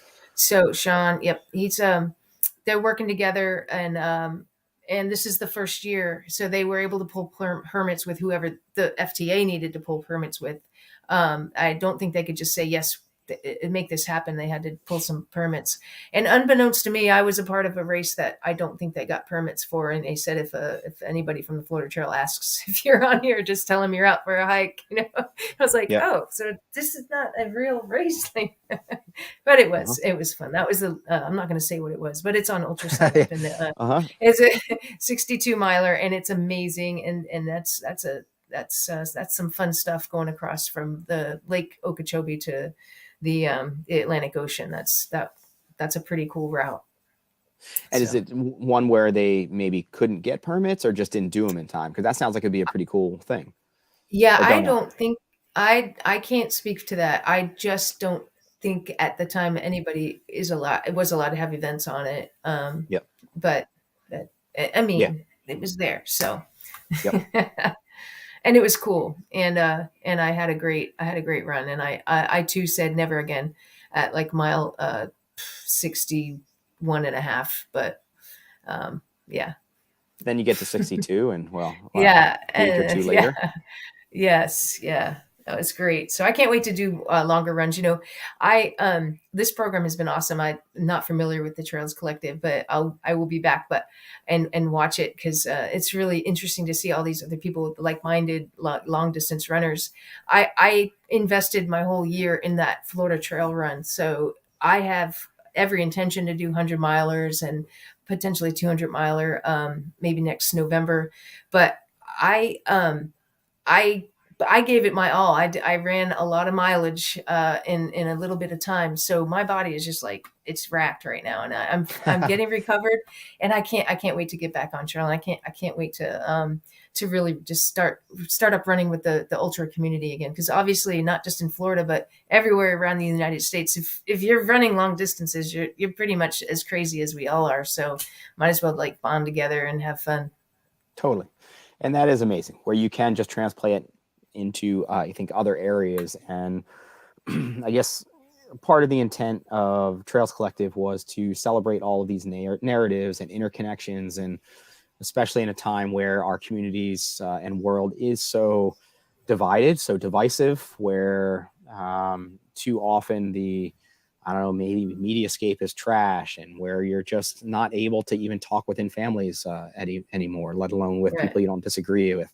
It just seemed like, in my experience, in my runner friends and trail running community, a lot of that, not that it's unimportant, but that it kind of falls by on the wayside. You're out there really just connecting, sharing that experience. And I feel like the world so badly needs those interconnections and those bonds kind of back. And it's beautiful to see that the trail space serves just that. And that you could just kind of bounce from Florida to North Carolina or Virginia or up here in New York or whatever, and suddenly you're kind of with your pod or with your community, even if, by other kind of metrics, there's differences there. So it would be wonderful to have you up here, and hopefully you'd feel just as home here as you would in Florida.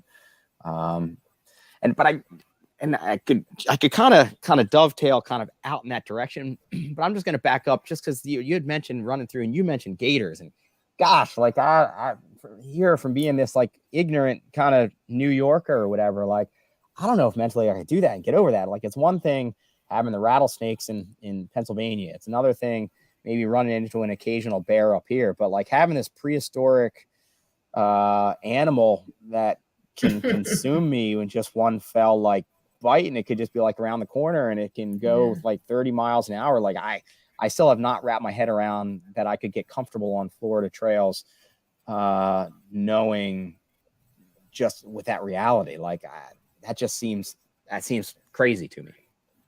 Yeah.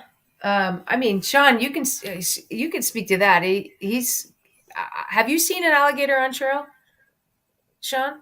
Oh yeah. I mean, not where you're going to step on it, but When it's within, 5 feet, 6 feet. Yeah. 5 feet, 6 feet. I mean, come on, man. Those Yeah, things are so yeah. fast. I don't care whether I'm going to step on Yeah. it. I'd almost Yeah. rather step on it and get it over with quicker rather than being chased by the thing for 3 seconds. Yeah. Yeah, Well, you're way that's about you're way how long faster you than can an last. alligator. You're way faster, so you don't have to worry about that. No, I don't think they really have any interest in us. If we just startle them, they might lash out or something. But the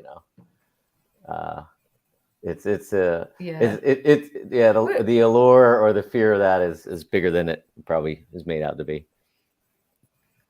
I mean, I have run up on an alligator before in that lake to ocean run, and I was scared, but fortunately there was another runner that has met the alligator before, and he just said, you just have to go around it. And that thing got up on all of its and hissed at us, and I was just like, I just followed the other guys, and I realized that was one of my training runs, is to like kind of give me the confidence to say, okay, I'm definitely doing the Florida Trail. I realized that if I did that alone, I would just have to mimic it and survive. And so I was never really scared of seeing an alligator. I actually welcomed it. I would really have liked to see more wildlife, but I didn't get to see much. I think Dani saw more wildlife in the laundromats than I did out on the trail. So, well, how about sorry, kind of listings or on your bucket, so to speak? Either, I guess let's do this. Either events that are on your bucket list within Florida or outside of that might be on your radars, and maybe it's like, I don't know, I haven't looked around enough yet to really know, but anything they're on the list, or anything from my vantage point in as an out-of-stater, very much so. It's like, if you're going to come to Florida, come do this. Either one of you guys? Well, for bucket lists, I mean, I'm looking at definitely trying to get to a 50K. I mean, I've never run a 50K yet, so that's a run one marathon in my life, and if I can get to a 50K, and maybe it's Cayuga, Ian, we'll see if you'll accept me and let me in. But as far as Florida goes, I think there's just, I don't know if it's a race. I think it's just come down and experience it. Come down to Oviedo Run Club, and we'll take you out on one of our Saturday runs. And Oviedo, actually. Oviedo, right? and you'll have a great time. I guarantee you that.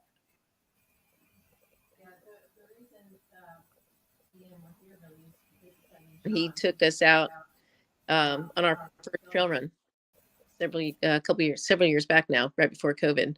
So we had no experience on the trails until we went out there with Shawn and his best friend Brandon, and we went through I guess it was the Econ with a dog in hand, because there might have been a gator by our ankles, and these guys were like, oh, it's fine, just walk fast. And anyway, that was our first experience, and because of Shawn, he brought us together on these trails. Nice.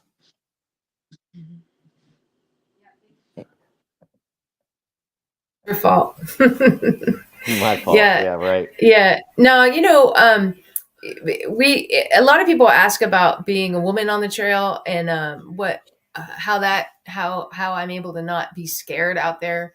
But Shawn and Brendan, running a couple trails with them and getting the tips from them, they're outdoors guys. They're hunters. They know what to listen for, and they kind of just got me in tune to my area, to know, okay, if there's a bear nearby, because we do have lots of bears in the Ocala National Forest. If there's a bear nearby, or if I see the scat and it's fresh, what am I going to do?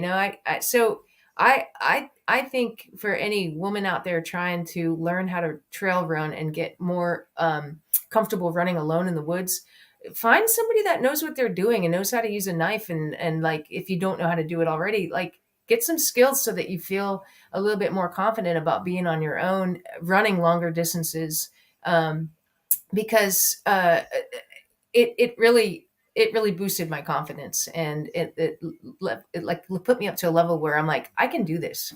And I think anybody can if you're not scared. So cool. And that's awesome. And so Shawn, I think in so many ways where I've seen them inspire you, it's fun to hear them kind of spin it right back in terms of I guess what you've, inspired in them as well. So speaking to community, that's pretty awesome. And for me, for looking down into Florida, I guess I could deal with the Gators, and just knowing that the laundromats are probably safer places or less safe places than the trail. Yeah. So I know what to hit and avoid. Yeah. That's awesome. And then Amy, any other events that have been on your radar for if we were going to pull you out of Florida? I know Shawn maybe plugs mine here and there, but any others that are a little bit closer to your neck of the woods that you've heard about that you want to maybe get to, or you haven't really? There's one that goes from the west coast of Florida to the east coast. I can't remember, the Flex Adventures or something puts it on. I'm thinking about doing that next year. I think it's 200 miles. I haven't done a 100-miler, but that would be something that would be on the radar. But getting healthy and actually being able to do this 50K coming up without any residual pain is probably my most current goal. Dani and I are both Boston qualifiers, so the next big life goal is to qualify for Boston at Boston, because we're both avid road runners as well as trail runners. Like, our trail running is our long run, to slow us down from the road running. So trails have been helpful in that way, and we just happen to fall in love with them too. So no other big plans, just trying to get my body back together after all the mileage. Will you guys be at Boston this coming April? Yeah. Is that your plan? Yeah. Yeah. This coming April. Yeah. Maybe we can. I think. Maybe. Yeah. I think you have a race in May that we might try to make, and Boston would just be a good training run for it. Oh yeah, typically, yeah, we have a relay, I think the weekend before, the Seneca 7, that I'm coming on board with. That is, I think the weekend before. Typically, I put on Breakneck Point, which would be one that is just it's wild. It would be an adventure for all three of you for sure. There's a half marathon. I think the marathon has like maybe 10,000 feet of gain, give or take. And there's some really technical pitches that are just kind of climbing, and some really nice vistas and exposed sections. That used to be a couple days before Boston. And some people would do that on Saturday and then do Boston on Monday. But now they're a little bit more separated, where it's now May 6th. Okay. But yeah, I mean, if you can if it's afterwards, that's awesome. Yes, that's May 6th. So if you guys want to, come up for that, and Shawn, you want to do your first 50K, I can always, we'll add on an extra 5 miles afterward to give you a, first 50K finish there or so. Mm-hmm. And that would be awesome. But an excuse to maybe cross paths at Boston Marathon, at least. I know that'll be a nuts day, but maybe in some way. But right on. And then if you guys can all make it up for Cayuga Trail, Shawn, that's one that you mentioned. It really is a beautiful excuse to come hang out in Ithaca for a weekend. They're a little bit less technical trails. The waterfalls and the gorges are really pretty. And it's a little less intense in some metrics than Breakneck. So that's June 3rd this year, but it would be wonderful to have you. Right on. Well, anything else you want to plug? And actually 2 of those, and then we'll maybe close out. But actually, I just had 2 people sign up from Florida for Cayuga Trails last week, and I was emailing back and forth. I actually was looking at the maps in Florida where they were from, and I was mapping out some potentially training efforts that they could use as I was mapping some of the bridges, as well as looking for some stadiums and stuff like that, and saying, hey, maybe you can piece together, appropriate runs to get the elevation gain here. But it was interesting where I was actually just pouring over some Florida maps. I think they were the Tampa area, if I remember right. But in any case, it'd be great to grow the Florida contingent. Yep. Yeah, right on. Right on. Well, thank you all very much for being patient, for pushing back, for inspiring one another, for giving us a snapshot of the Florida trail running community. It was great to have you all on. Awesome. Thanks Thank for you so having much, us, Ian. Totally. Yep. All right. Talk to you more later. See you guys. All right. So for those who are still tuning in with us live, thank you so much for another round of Trails Collective Live. We will come at you this time next week. I haven't even looked at the event calendar off the top of my head. I don't know what will be, who we'll be having on, what voices, what events, but we'll look forward to it. Hopefully I'll have a little bit more of a voice back by then. And thank you. Thank you to Support the Trails Collective in any number of ways, whether it's just sharing it in your own networks, whether it's sending me things to plug in terms of events or updates, or Thoreau, buddy, thanks for being on, brother. I appreciate it. Thank you. And so until then, I will catch you next week. See ya.